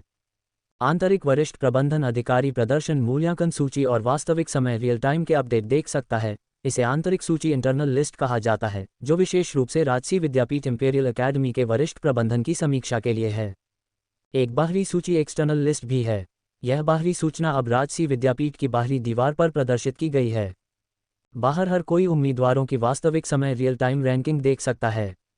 जुआनयुवान यिशान्युंग यी पहले नंबर पर है। मोहिनी मु याओयाओ दूसरे स्थान पर आए। गोंगसुन जिंग तीसरे स्थान पर रहा। इसलिए न केवल बूढ़े फैंग ने रैंकिंग देखी, बल्कि राजधानी में जो कोई भी उन्हें देखना चाहता था उन सभी ने उन्हें देखा। इस समय राजसी विद्यापीठ के प्रवेश द्वार पर कई लोग जमा हो गए हैं। विशाल मैदान खचाखच भरा हुआ था, जहां लोगों की भारी भीड़ जमा थी। 1000 परीक्षार्थियों के रिश्तेदारों और दोस्तों के अलावा वहां विभिन्न ताकतों समूहों और जिज्ञासु लोगों की भीड़ भी थी। युवा मालिक जुआनयुवान इस बार अपना नाम रोशन करने वाले हैं। यह जरूरी नहीं है कि सच हो। मूल्यांकन को लिखित परीक्षा और मार्शल आर्ट परीक्षा में बांटा गया है। अग्नि राठौर को लिखित परीक्षा में प्रथम स्थान मिला था। इससे क्या फर्क पड़ता है? अग्नि राठौर शून्य आध्यात्मिक ऊर्जा वाली एक बेकार अपाहिज इंसान है। इस मार्शल आर्ट प्रतियोगिता में अंदाज़ा लगाने की कोई ज़रूरत नहीं है। वह निश्चित रूप से आखिरी अंतिम स्थान पर आने वाली है। ये सही है। लिखित परीक्षा केवल 300 अंकों की है, लेकिन मार्शल आर्ट परीक्षा 700 अंकों की है। इसलिए अग्नि राठौर निश्चित रूप से इस बार बाहर एलिमिनेट होने वाली है। वह पहले कितनी अभिमानी थी। यही मैदान में उसने राजकुमारी मोहिनी का सामना किया था, यहाँ तक कि अपनी जान भी जोखिम में डाल दी थी। हे भगवान, उसने कभी नहीं सोचा था कि बूढ़े फैंग एल्डर फैंग वापस आएंगे और उपदीन बन जाएंगे, और यहाँ तक कि कार्यवाहक दीन भी, है ना? वह मोहिनी के नाना हैं। तो भले ही अग्नि राठौर राजसी विद्यापीठ में प्रवेश कर ले, फिर भी उसका क्या इंतजार कर रहा है? लोग केवल रैंकिंग देख सकते हैं, लेकिन वास्तविक समय रियल टाइम की लड़ाई नहीं, इसलिए वे रैंकिंग को देखते हुए बातें करते हैं। कई लोगों ने अग्नि राठौर के दुर्भाग्य पर खुशी मजाक मनाई। मुख्य कारण यह है कि उसने सफलतापूर्वक पासा पलट दिया था और जनमत लोगों की राय में सबसे आगे खड़ी हो गई थी, लेकिन लोगों को नहीं लगता था कि उसमें ऐसा करने की क्षमता है, इसलिए उसकी बहुत आलोचना हुई। महल के अंदर राजकुमारी फैंग राजमाता के साथ थीं। ये देखकर कि राजकुमारी फैंग का ध्यान भटका हुआ लग रहा है, राजमाता ने उत्सुकता से पूछा, तुम्हें क्या हुआ है? सम्राट जुनवू भी मौजूद थे, इसलिए उन्होंने भी राजकुमारी फैंग को उसी उलझन से देखा। राजकुमारी फैंग चाहती थी कि वह साम्राज्य के दो सबसे शक्तिशाली लोगों के सामने अग्नि राठौर का पक्ष हमेशा लेती रहें, इसलिए उन्होंने एक कड़वी मुस्कान के साथ कहा, आज राजसी विद्यापीठ ने अपनी मार्शल आर्ट परीक्षा आयोजित की। राजमाता ने कहा, समर आशुन, आज जन को परीक्षा देने की जरूरत नहीं है, तो तुम इतनी घबराई हुई क्यों हो? राजकुमारी फैंग, समर अशुन ने परीक्षा नहीं दी, लेकिन अग्निवूया देने गई है, इसीलिए मैं चिंतित हूँ। वह छोटी नौकरानी लड़की, अग्नि राठौर का जिक्र आते ही राजमाता ने स्वाभाविक रूप से अपनी त्योरियां चढ़ा लीं। वह लड़की परीक्षा देने गई है। राजकुमारी फैंग ने गर्व से सिर हिलाया। हाँ, छोटी अग्नि को पिछली लिखित परीक्षा में प्रथम स्थान मिला था, और वह भी पूरे अंकों परफेक्ट स्कोर के साथ। महामहिम, मेरी लड़की अग्नि अद्भुत है। बूढ़ी औरत ने चिढ़ते हुए कहा, क्या तुम मजाक कर रही हो? किसी को पूरे अंक परफेक्ट स्कोर कैसे मिल सकते हैं? अगर किसी को पूरे अंक मिलेंगे तो वह मेरा जुनबाव विक्रम होगा। क्या तुम मजाक कर रही हो? महामहिम, ये सच है। असंभव। महामहिम, मैं विश्वास नहीं करती। उसने युवा होने पर राजसी विद्यापीठ की परीक्षाएं दी थीं, वह अच्छी तरह जानती थी कि वे कितनी कठिन थीं। एक परफेक्ट स्कोर, क्या मजाक है? राजमाता माँ महारानी सम्राट जुनवू वास्तव में इस बारे में जानते थे। वह कड़वाहट से मुस्कुराए। राजमाता, सच कहूं तो छोटी अग्नि फैंग जियोवू ने सच में पूरे अंक परफेक्ट स्कोर हासिल किए थे। महामहिम, क्या आप इस बात से वाकिफ हैं? राजमाता ने उत्सुकता से पूछा। सम्राट जुनवू वास्तव में इस बारे में जानते थे, क्योंकि जब वे जांच करने गए थे तो वे संयोग से अग्नि राठौर फैंगवू और मोहिनी मुयाओ की शर्त के गवाह बने थे। सम्राट जुनवू ने सिर हिलाया। ये सच है। सम्राट जुनवू की इस अनौपचारिक टिप्पणी ने राजमाता को चौंका दिया। आपके कहने का क्या मतलब है कि ये सच में हुआ था? अग्नि राठौर को वास्तव में प्रथम स्थान मिला था, और वह भी पूरे अंकों के साथ, सम्राट जुनवू ने गंभीरता और सकारात्मकता के साथ कहा। राजमाता की आंखें चौड़ी हो गईं। ये कैसे संभव है? उसके जैसी एक छोटी लड़की पूरे अंक प्राप्त कर रही है, इतनी चतुर। उनके बेटे जुनबाओ विक्रम जितना चतुर किसी को पाना दुर्लभ है। बूढ़े फैंग, ग्रैंड सेक्रेटरी फैंग, सम्राट जुनवू ने कहा। बूढ़े फैंग, राजमाता ने त्योरियां चढ़ाईं। अगर मुझे सही याद है तो बूढ़े फैंग राजसी विद्यापीठ की शैक्षणिक समिति के 7 सदस्यों में से एक हैं। वह अक्सर लिखित परीक्षाओं के लिए मुख्य परीक्षक के रूप में काम करते हैं। सम्राट जुनवू ने सिर हिलाया। अग्नि राठौर के प्रति राजमाता का शुरुआती आशावाद लगभग पूरी तरह से गायब हो गया। बूढ़ी औरत ने अजीब तरह से कहा, जरूर बूढ़े फैंग ने ही उसे समस्याएं सवाल हल करना सिखाया होगा। खैर, सम्राट जुनवू अभी इसका खंडन नहीं कर सके। उसने काफ़ी सारी समस्याएं सवाल हल की, लेकिन वह लड़की निश्चित रूप से चतुर है। राजमाता खंडन करना चाहती थीं, लेकिन जब उन्होंने अपना मुंह खोला तो वे एक शब्द भी नहीं बोल पाईं। संपूर्ण सर्वोच्च बुद्धिमत्ता के सामने वह क्या कह सकती थीं? बूढ़ी औरत ने अजीब तरह से कहा, क्या वह एक निराश नर्तकी, बेकार अपाहिज लड़की नहीं है? वह निश्चित रूप से मार्शल आर्ट परीक्षा पास नहीं कर पाएगी। सम्राट जुनवू की आंखों में निराशा की एक झलक दिखाई दी। राजकुमारी फैंग ने भी एक लंबी आह भरी। राठौर घराना, Phoenix Clan. Swati Rathore Fang Liu ने आज एक अतिरिक्त कटोरी चावल खाए। माँ, अग्नि राठौर अब बड़ी मुसीबत में है। ये भी अनिश्चित है कि वह गर्वित हिम क्षेत्र स्नोफील्ड ऑफ प्राइड से बाहर भी आ पाएगी या नहीं। प्रथम महिला, सच में? स्वाति राठौर ने आत्मसंतुष्टि से कहा, क्या हर साल मूल्यांकन के दौरान कुछ परीक्षार्थी नहीं मरते? इससे बचा नहीं जा सकता। लेकिन अग्नि राठौर, माँ, चिंता मत करो, मैंने सब इंतजाम कर लिया है। प्रथम महिला ने स्वाति राठौर को खुशी से देखा। डुआन परिवार, डुआन चाओइन, चिंता मत करो माँ। डुआन चाओगे निश्चित रूप से परीक्षा पास नहीं करेगी। मैडम डुआन ने त्योरियां चढ़ाईं। तुम्हें कैसे पता? उस लड़की की साधना के स्तर के साथ। डुआन चाओइन ने उपहास किया। चिंता मत करो माँ, मैंने पहले ही कुछ उम्मीदवार खोज लिए हैं। डुआन चाओइन की बातें सुनकर मैडम डुआन खुश हो गईं। चौहान परिवार, जुओ परिवार।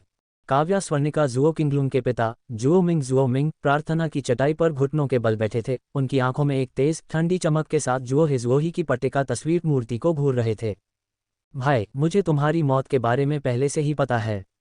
मैं, जुओ मिंग, कसम खाता हूँ, अगर इस बार अग्नि राठौर को नहीं मारा गया तो मैं कसम खाता हूँ कि मैं फिर कभी इंसान नहीं कहलाऊंगा। राजसी विद्यापीठ की परीक्षा ने राजधानी में अनगिनत लोगों का ध्यान खींचा था। हालांकि अग्नि राठौर इस बात से अनजान थी कि कई लोग इस अवसर का उपयोग उसे मारने के लिए करना चाहते थे। विशाल और गर्वित हिम क्षेत्र में अग्नि राठौर पहले ही 2 उल्टे कांटेदार हिम राक्षसों को मार चुकी थी। इस समय वह जाने की तैयारी कर रही थी, लेकिन तभी हिम राक्षस के बेटे ने आखिरकार कांटों से अपना पैर बाहर निकाला और आगे बढ़ा। अपने माता पिता को जमीन पर पड़े देखकर हिम राक्षस का बेटा पूरी तरह से स्तब्ध रह गया। वे ही तो इस मानव लड़की का पीछा कर रहे थे, तो फिर उसके माता पिता जमीन पर क्यों पड़े हैं? उसने सोचा कि अगर वह अब पकड़ लेता है तो वह सबसे ताज़ा मानव मांस प्राप्त कर सकता है। उसने अग्नि राठौर को घूरा, उसकी आंखों में एक ठंडी रोशनी चमक रही थी। अचानक, मैं तुम्हें मार डालूंगा। रिपल्सिव आइस बीस्ट का शावक आगे बढ़ा, उसकी आंखें भयंकर आग की तरह नफरत से जल रही थीं। अग्नि राठौर ने त्योरियां चढ़ाईं। वह हिम राक्षस की आदतों को जानती थी, ये एक शुद्ध नीच था और मन में बैर रखता था। एक बार जब यह उसे निशाना बना लेता तो यह एक जोंक की तरह चिपक जाता और उसे कभी शांति का दिन नहीं मिलता। चूंकि हिम राक्षस का शावक मरने के लिए दृढ़ संकल्पित था, इसलिए अग्नि राठौर फेंगवू के पास कहने के लिए और कुछ नहीं था। Bang bang bang. लड़ाई के बाद रिपल्स्ड आइस बीस्ट पीछे हटने वाला हिम राक्षस का शावक जमीन पर पड़ा था, उसके चारों ओर खून फैला हुआ था। उसने अपनी आंखें चौड़ी की, असहाय होकर अग्नि राठौर को घूरते हुए। उसकी पुतलियां धीरे धीरे फैल रही थीं, उसकी सांसें कमज़ोर और कमज़ोर होती जा रही थीं। अपनी मृत्युशैया पर उसने सोचा कि क्या वह बच जाता अगर उसने मानव मांस की गंध न ली होती, अगर उसने अपने माता पिता को शीतनिद्रा हाइबरनेशन से न जगाया होता और अगर वह लालची न हुआ होता। हालांकि इस दुनिया में पछतावे की कोई दवा नहीं है। अग्नि राठौर के गाल के घाव से खून बहना बंद हो गया था, लेकिन खून के निशान अभी भी बहुत स्पष्ट थे, जिससे ये काफ़ी गंभीर लग रहा था। लेकिन अग्नि राठौर को कोई परवाह नहीं थी। यूथ प्रिजर्वेशन पिल युवावस्था बनाए रखने वाली गोली के साथ उसका चेहरा खराब नहीं होगा, उसे बस नया मांस वापस उगने का इंतजार करना होगा। Ding dong. अग्नि राठौर ने स्पष्ट रूप से महसूस किया कि उल्टे कांटेदार हिम राक्षस के शावक को मारने के बाद वह मूल रूप से 4 सितारा 4 स्टार थी, लेकिन अब उसे 5 सितारा 5 स्टार में पदोन्नत कर दिया गया था। वाह, ये बहुत तेज था।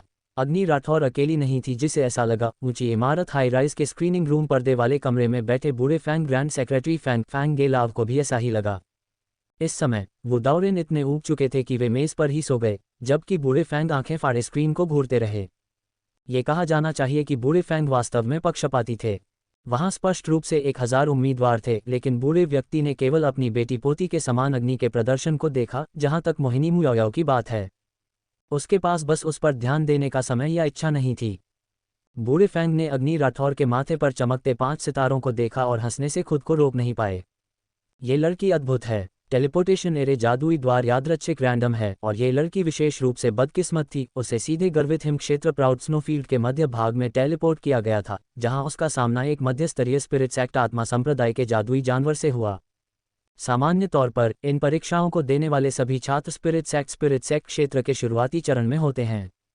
1 से 3 सितारों को शुरुआती स्तर माना जाता है, 4 से 6 सितारों को मध्य स्तरीय माना जाता है, 7 से 9 सितारों को उच्च स्तरीय माना जाता है।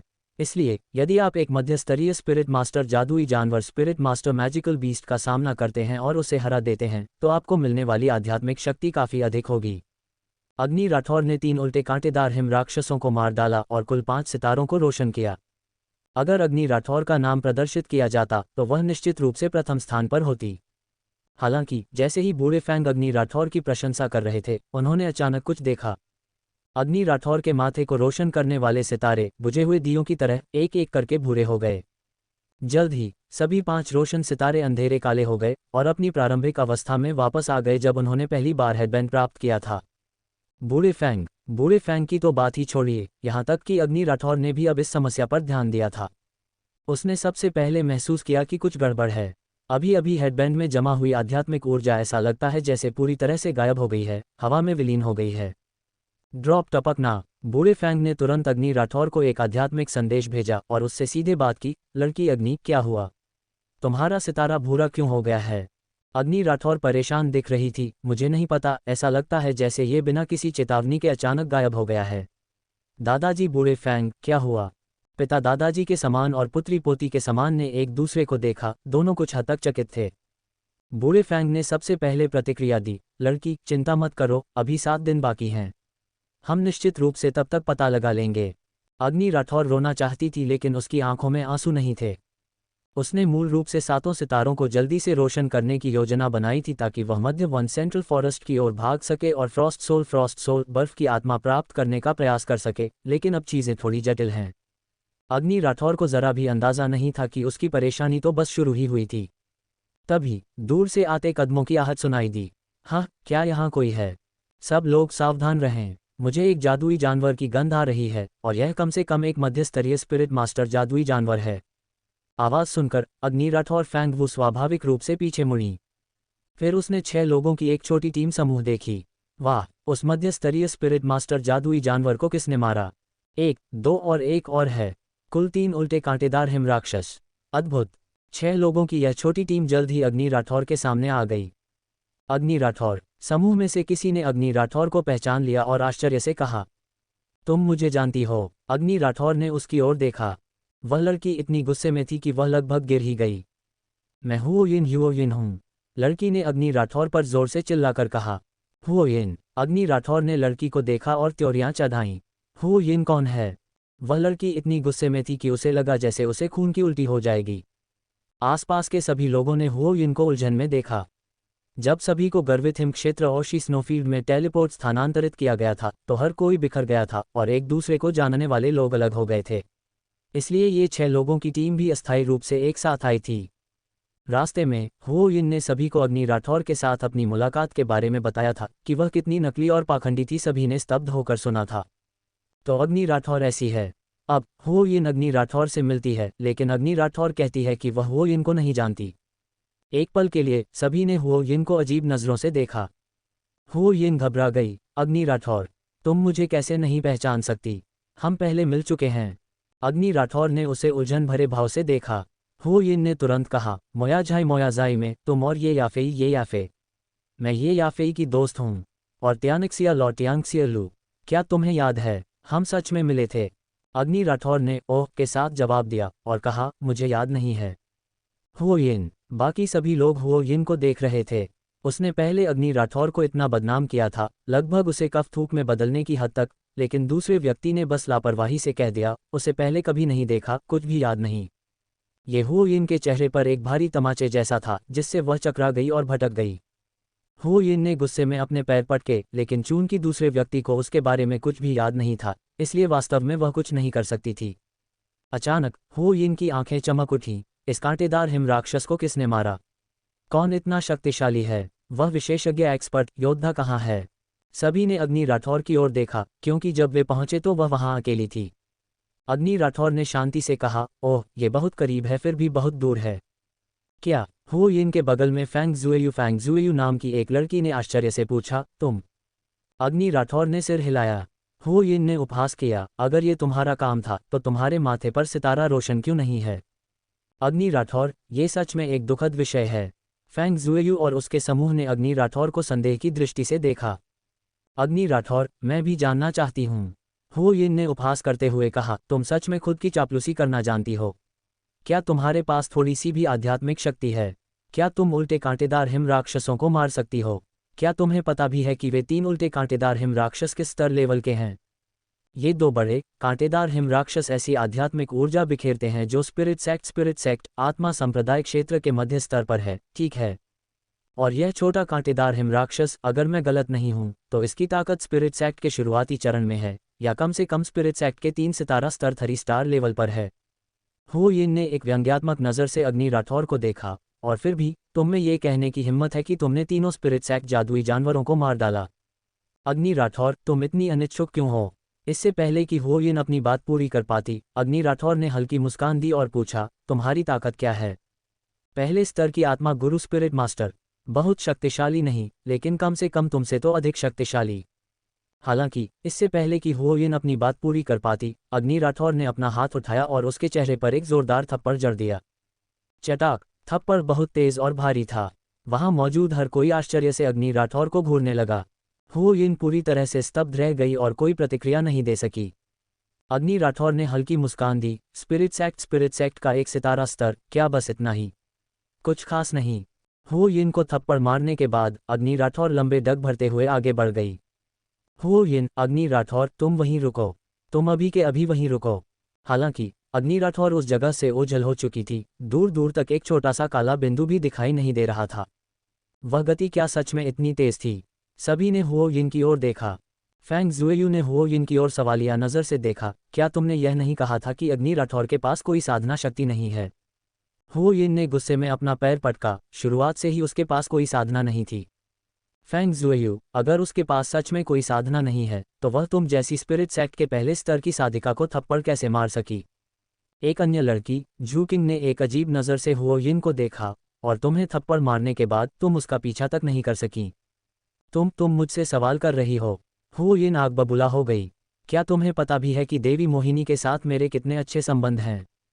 देवी मोहिनी। फेंग जुएयू और जूकिंग ने एक दूसरे को देखा। वे सभी अन्य प्रांतों से थीं जो परीक्षा में भाग लेने राजधानी आई थीं। राजधानी में उनकी कोई पहचान या मजबूत पकड़ नहीं थी। हुओ यिन को इस और उस रसूखदार व्यक्ति के साथ अच्छे संबंध होने की बात करते सुनकर इस छोटी टीम ने तुरंत हुओ यिन को मुख्य स्थान पर रख दिया था। फेंग जुएयू, जिस राजकुमारी की तुम बात कर रही हो, क्या वह देवी मोहिनी हुयाओ हैं? बेशक, हुओ यिन ने आत्मसंतुष्टि से कहा। मोहिनी का रुतबा पहले से ही काफी ऊंचा था, और अब जबकि हमारे राजसी विद्यापीठ के कार्यवाहक डीन बूढ़े फेंग हैं, उनका दर्जा और भी ऊंचा हो गया है। एक बार जब हम राजसी विद्यापीठ में प्रवेश कर लेंगे तो तुम इसके फायदे समझ जाओगे। फेंग जुएयू और अन्य अनजान लड़कियां नहीं थीं, इसलिए वे तुरंत सारी बात समझ गईं।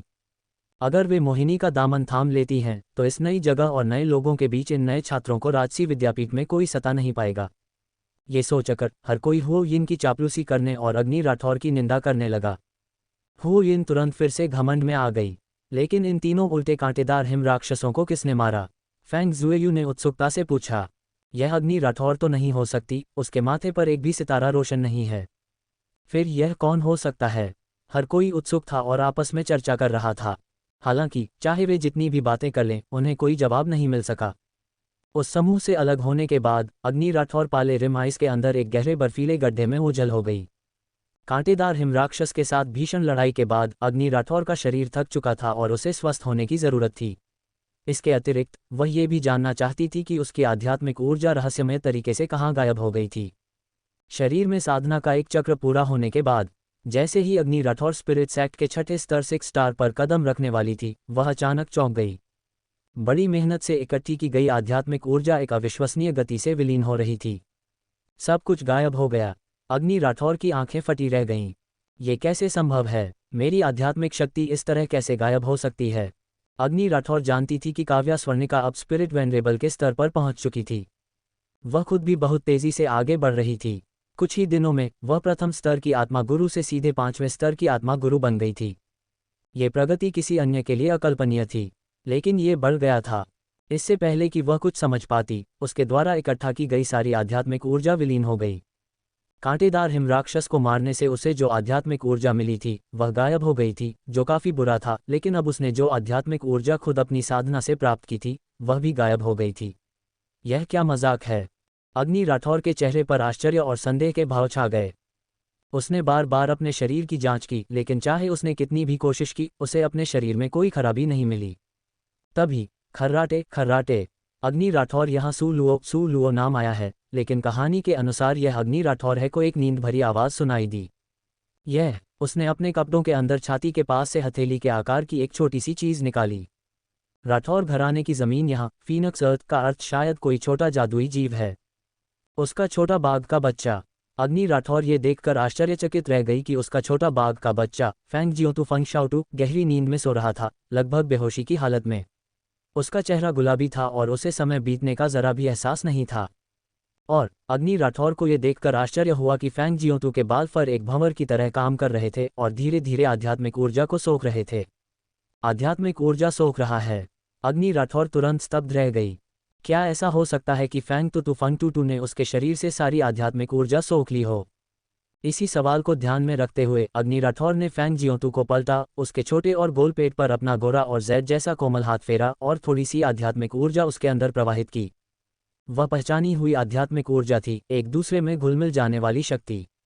अगर वह ऊर्जा उसके शरीर से नहीं आई थी तो फिर कहाँ से आ सकती थी? अग्नि राठौर स्तब्ध रह गई। उसी समय उसे अचानक सब कुछ समझ में आ गया। मैं सोच ही रही थी कि मेरी आध्यात्मिक ऊर्जा अचानक कहाँ गायब हो गई और धीरे धीरे कम क्यों हो रही है।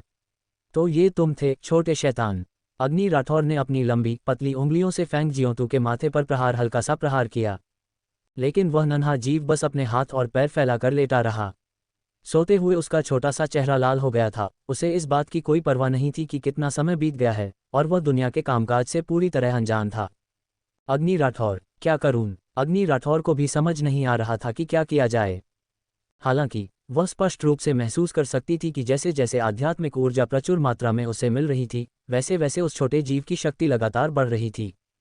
तुम छोटे शैतान, तुम आसानी से बच निकले, अग्नि राठौर ने एक कड़वी मुस्कान के साथ कहा।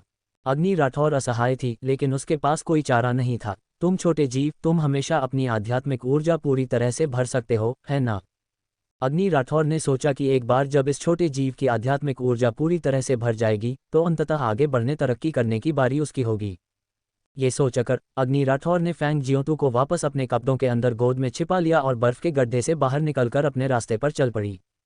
यह एक बहुत ही दुर्लभ अवसर था। बूढ़े फैंग एल्डर फैंग की सुरक्षा के कारण राजसी विद्यापीठ इंपीरियल अकेडमी में कोई अन्य उसके प्रदर्शन को नहीं देख सकता था। इसके अलावा चूंकि आसपास कोई अन्य सहपाठी नहीं था, इसलिए वह गर्वित हिम क्षेत्र स्नोफील्ड ऑफ ओशी में जादुई जानवरों पर जी भरकर अभ्यास कर सकती थी। हाल ही में अग्नि राठौर की शक्ति में तेजी से सुधार हुआ था, लेकिन उसे वास्तविक युद्ध का बहुत कम अनुभव था। वह दोबारा मैदान में उतरने लड़ने के लिए बेताब थी। बीप बीप बीप, अग्नि राठौर के माथे पर बंधे रिबन पट्टी से एक हल्की सी बीप की आवाज़ आई। फिर अग्नि राठौर को यह देखकर आश्चर्य हुआ कि उसके दिमाग में एक नक्शा मैप दिखाई दिया, और उस नक्शे पर कई छोटे लाल बिंदु थे जो बहुत घने थे और उनमें हजारों लोग थे। तब अग्नि राठौर को समझ में आया कि ये छोटे लाल बिंदु परीक्षा देने वाले छात्र थे। तभी नक्शे पर कुछ शब्द टेक्स्ट दिखाई दिए। जीवन के लिए खतरा होने की स्थिति में आप SOS आपातकालीन मदद बटन दबाने का विकल्प चुन सकते हैं। एक बार दबाए जाने पर आपको मूल्यांकन मानचित्र से जबरन बाहर भेज दिया जाएगा, जिसका अर्थ ये भी है कि आप मूल्यांकन में फेल हो गए हैं।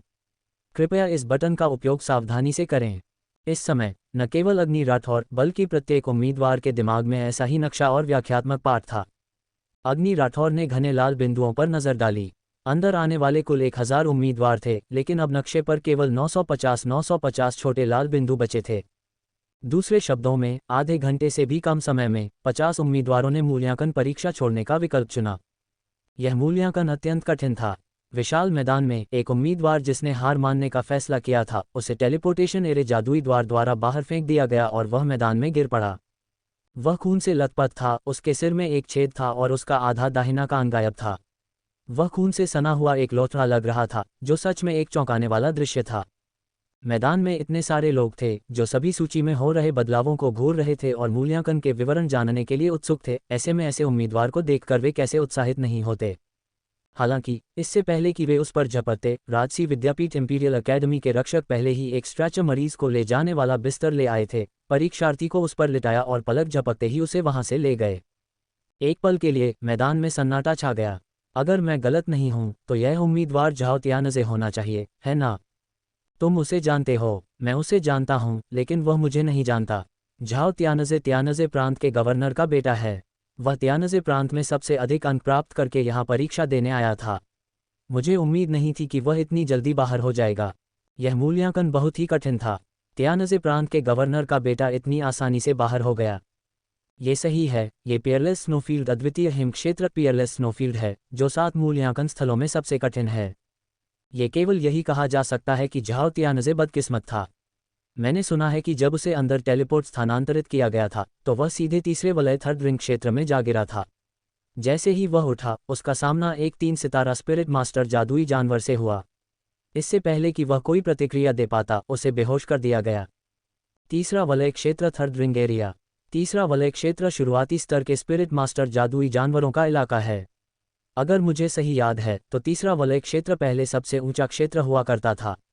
दूसरा और पहला वलय क्षेत्र पूरी तरह से बंद थे और केवल राजसी विद्यापीठ के दूसरे वर्ष या उससे ऊपर के छात्र ही वहां कदम रख सकते थे। हाँ, झाओ तियानज़े की किस्मत सच में बहुत खराब है। जैसे ही वे इस बारे में चर्चा कर रहे थे, अधिक से अधिक परीक्षार्थियों को बाहर निकाला जा रहा था। इसके अलावा उनमें से कुछ चौथे वलय फोर्थ रिंग क्षेत्र में गिरे थे, जबकि अन्य तीसरे वलय क्षेत्र में गिरे थे। इस पियरलेस स्नोफील्ड के मूल्यांकन मानचित्र में जादुई जानवर वास्तव में कैसे वितरित फैले हुए हैं? स्थिति से अनजान लोगों ने खून से लथपथ परीक्षार्थियों को देखते हुए उलझन में पूछा। तब किसी ने उन्हें बताया, ये वास्तव में बहुत सरल है। सबसे बाहरी वलय 5वां वलय है। आमतौर पर जब तक कि उम्मीदवारों की किस्मत बहुत खराब न हो, उन्हें शुरुआत से ही 5वें वलय में रखा जाएगा। यहाँ के जादुई जानवर कम से कम 9 सितारा स्पिरिट मास्टर हैं और अधिकतम 1 सितारा स्पिरिट सेक्ट मास्टर आत्मा संप्रदाय गुरु हैं। चौथे वलय के लिए जादुई जानवरों का स्तर कम से कम स्पिरिट मास्टर स्तर 1 है और उच्चतम स्तर स्पिरिट मास्टर स्तर 3 से अधिक नहीं होगा। तीसरे वलय के लिए जादुई जानवरों के सिंहासन पर चढ़ने स्तर का स्तर कम से कम 3 सितारा स्पिरिट मास्टर है और उच्चतम स्तर 5 सितारा स्पिरिट मास्टर से अधिक नहीं होगा। और इसी तरह बेशक एक बार जब आप पहले और दूसरे वलय में पहुंच जाते हैं, क्योंकि वे आम जनता के लिए खुले नहीं हैं, तो केवल राजसी विद्यापीठ के भीतर के उच्च अधिकारियों को ही उनके बारे में पता होगा। झाओ त्यानज़े वास्तव में बदकिस्मत है। उसे शुरुआत से ही तीसरे वलय क्षेत्र में भेज दिया गया था। वह शायद उन सभी में सबसे बदकिस्मत उम्मीदवार है। ऐसा ही होना चाहिए। अग्नि राठौर अभी तक बाहर नहीं आई है। मुझे तो लगा था कि वह सबसे पहले बाहर आएगी। शायद वह भाग्यशाली थी और उसे सबसे बाहरी 5वें वलय में ही भेज दिया गया था। मुझे लगता है कि शायद यही बात है। अगर वह 5वें वलय में होती तो उसके द्वारा शिकार किए गए जादुई जानवरों में बहुत कम आध्यात्मिक ऊर्जा होती, इसलिए वह निश्चित रूप से इस बार परीक्षा पास नहीं कर पाएगी। वैसे भी किसी को उम्मीद नहीं थी कि वह ये परीक्षा पास कर पाएगी। हालांकि वे इस बात से अनजान थे कि अग्नि राठौर शुरुआत से ही दूसरे वलय क्षेत्र में गिर गई थी और सीधे 5 सितारा स्पिरिट सेक्ट स्तर के उल्टे कांटेदार हिम राक्षसों के एक परिवार से टकरा गई थी। अगर उन्हें पता होता तो वे पूरी तरह से स्तब्ध रह जाते। अग्नि राठौर ने नक्शा निकाला, अपने दिमाग में नक्शे को देखा और अपने स्थान की पुष्टि की। ये वास्तव में दूसरा वलय था, अग्नि राठौर ने कड़वाहट से मुस्कुराते हुए सोचा। इसमें कोई आश्चर्य नहीं कि उसे शुरुआत में ही जादुई जानवरों के इतने शक्तिशाली परिवार का सामना करना पड़ा। ये देखकर कि अधिकांश परीक्षार्थी तीसरे और चौथे वलय क्षेत्र में स्थित थे, अग्नि राठौर को चारवी की याद आई। ये लड़की चारवी बहुत ही सीधी और सरल स्वभाव की है। मुझे डर है कि कहीं कोई उसका फायदा न उठा ले। अगर उसका सामना देवी मोहिनी और अन्य लोगों से हो गया। अग्नि राठौर ने अपना सिर हिलाया। उसने पहले तीसरे वलय क्षेत्र में घूमने तलाश करने का फैसला किया। तीसरे वलय में जादुई जानवर सभी 3 से 5 सितारों के बीच के हैं, जिन्हें वह बहुत अच्छी तरह से संभाल सकती है। नक्शे पर छोटे लाल बिंदुओं के कारण अग्नि राठौर हर बार इन नए छात्रों को खोजने में सक्षम थी, फिर भी चालाकी से उनकी नज़रों में आने से बच गई। वहाँ चारवी नहीं थी, वहाँ चारवी नहीं थी, वहाँ चारवी नहीं थी। अग्नि राठौर तीसरे वलय क्षेत्र में घूमी और परीक्षार्थियों की 3 टीमों का सामना किया। वे सभी एकजुट होकर जादुई जानवरों का शिकार करने के लिए टीम बना रहे थे। 3 या 5 लोगों के साथ मिलकर वे एक 3 सितारा राक्षस के खिलाफ कड़ी टक्कर दे सकते हैं। अगर अग्नि राठौर देखती कि उनमें चारवी नहीं है तो वह नक्शे पर उनके नाम चिन्हित कर देती। पूरे तीसरे वलय क्षेत्र में घूमने के बाद भी अग्नि राठौर को चारवी नहीं मिली। क्या ये लड़की इतनी भाग्यशाली हो सकती है कि वह सीधे चौथे वलय क्षेत्र में पहुंच गई हो? चौथे वलय में जादुई जानवरों की ताकत स्पिरिट सेक्ट क्षेत्र के 1 से 3 सितारों के बीच है। स्पिरिट सेक्ट क्षेत्र के 1 सितारे की ताकत के साथ चारवी मुश्किल से उनमें से 1 या 2 को संभाल सकती है। तीसरे वलय क्षेत्र में उसे न पाकर अग्नि राठौर चौथे वलय क्षेत्र की ओर दौड़ी। मार्क चिन्हित करते हुए अग्नि राठौर तेजी से आगे बढ़ी। शुद्ध सफ़ेद बर्फ के बीच उसने एक सफ़ेद पोशाक और सफ़ेद लोमड़ी के फर बालों से सजी एक छोटी सी टोपी लबादा पहन रखी थी, जिससे वह उत्कृष्ट, सुरुचिपूर्ण और कुलीन लग रही थी। उसके सफ़ेद कपड़े और बिजली की तरह चलने वाली अविश्वसनीय गति ने छात्रों के लिए उसे देख पाना लगभग असंभव बना दिया था। जब वह फिर से प्रकट हुई तो वह पहले से ही चौथे वलय क्षेत्र में थी। तुम क्या चाहते हो? आगे से एक क्रोधित आवाज़ आए। चारवी ने गुस्से में वेनलिंग को घूरा। मैंने इस धूम में तेंदुएस्मो की क्रिसैंथेमम लेपर्ड का शिकार किया था और तुम लोग आखिरी समय में श्रेय चुराने और आध्यात्मिक ऊर्जा को सोखने के लिए बाहर आ गए। तुम बहुत नीच हो। हा, वेनलिंग ने उपहास किया। चारवी, हमने इस धूम में तेंदुए को लगभग मार ही दिया था, लेकिन तुम इसे छीनने आ गई। जब तुम हमें हरा नहीं सकी तो तुम वास्तव में पीड़ित होने का नाटक कर रही हो। चारवी वहां अकेली थी। हालांकि वेनलिंग के आसपास कई लोग थे। वेनलिंग भाग्यशाली थी, वह लियू हाओ और मूकिंग के साथ फिर से मिल गई थी। 3 लोगों के एक साथ काम करने और चारवी के अकेले होने के कारण चारवी इस समय स्पष्ट रूप से नुकसानदेह स्थिति में थी। हालांकि चारवी दूसरों की तुलना में कमज़ोर थी, लेकिन वह बुरी ताकतों के सामने नहीं झुकेगी।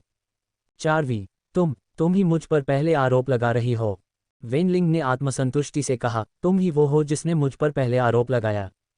चारवी ने गुस्से में अपना पैर पटका और आगे बढ़ते हुए चिल्लाई, जो मेरा है उसे मैं कभी नहीं छोड़ूंगी। इस धूम में तेंदुए की आध्यात्मिक ऊर्जा उगल दो। ओहो, तुम लड़ना चाहती हो? हाँ, बहुत अच्छा। वेनलिंग ने उपहास किया और अपने पीछे अपने साथियों से कहा, चारवी और अग्नि राठौर एक साथ हैं। हमारी बॉस याफेई को अग्नि राठौर से सबसे ज़्यादा नफरत है।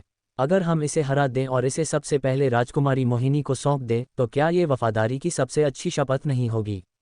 ये बिल्कुल सही है। वेनलिंग के पीछे खड़े लियू हाओ और मू किंग दोनों के चेहरे चमक उठे। वेनलिंग और अन्य लोगों ने चारवी डुआन चाओगे के चारों ओर एक त्रिकोण घेरा बना लिया। बैंग बैंग बैंग, और इस तरह एक लड़ाई शुरू हो गई। विशाल बर्फ से ढके मैदानों पर चारवी ने अकेले ही 3 विरोधियों के खिलाफ लड़ाई लड़ी। शुरू में दोनों पक्ष बराबरी पर लड़ने में सक्षम थे। हालांकि जैसे जैसे समय बीतता गया चारवी धीरे धीरे थकने लगी, जबकि दूसरा पक्ष, जिसमें 3 लोग थे, अपनी ऊर्जा बचाने में सक्षम था और शारीरिक रूप से चारवी की तुलना में बहुत बेहतर स्थिति में लग रहा था। हा चारवी, इस बार तुम मरोगी। वेनलिंग की आंखों में एक भयंकर भाव आ गया। बैंग, उसने चारवी की छाती पर मुक्का मारा। चूंकि लियू हाओ और मू किंग ने चारवी की बाहों को दोनों तरफ से पकड़ रखा था, इसलिए चारवी हिलने में असमर्थ थी और केवल वेनलिंग के हमलों को सह सकती थी। एक मुक्का पड़ा, जिससे चारवी की छाती में हल्का सा दर्द हुआ। चारवी ने गुस्से में वेनलिंग को घूरा। दुर्भाग्य से इन 5 वर्षों में चारवी की ताकत में बिल्कुल भी सुधार नहीं हुआ था, इसके विपरीत इसमें गिरावट जारी रही थी। वह हाल ही में ठीक हुई थी और प्रगति की थी जब उसका सामना परीक्षा से हुआ, इसलिए ये सामान्य है कि वह वेनलिंग और अन्य लोगों के संयुक्त प्रयासों का मुकाबला नहीं कर सकी। अगर समय मिला तो वह जल्द ही उनसे आगे निकल जाएगी। वह समय की कमी के कारण हार रही थी। चारवी, मैं तुमसे केवल एक ही सवाल पूछूंगी। वेनलिंग ने उपहास भरी नज़र से चारवी को घूरा।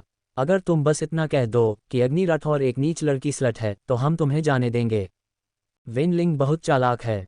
इतने सारे लोगों में से अग्नि राठौर केवल चारवी के करीब है। अगर चारवी अग्नि राठौर को धोखा देती तो यह उसके लिए एक विनाशकारी झटका होता। बोलो। वेनलिंग ने चारवी की ठुड्डी को पकड़ा, उसकी आंखों में गहरा उपहास था और उसने सीधे उसके पेट में मुक्का मारा।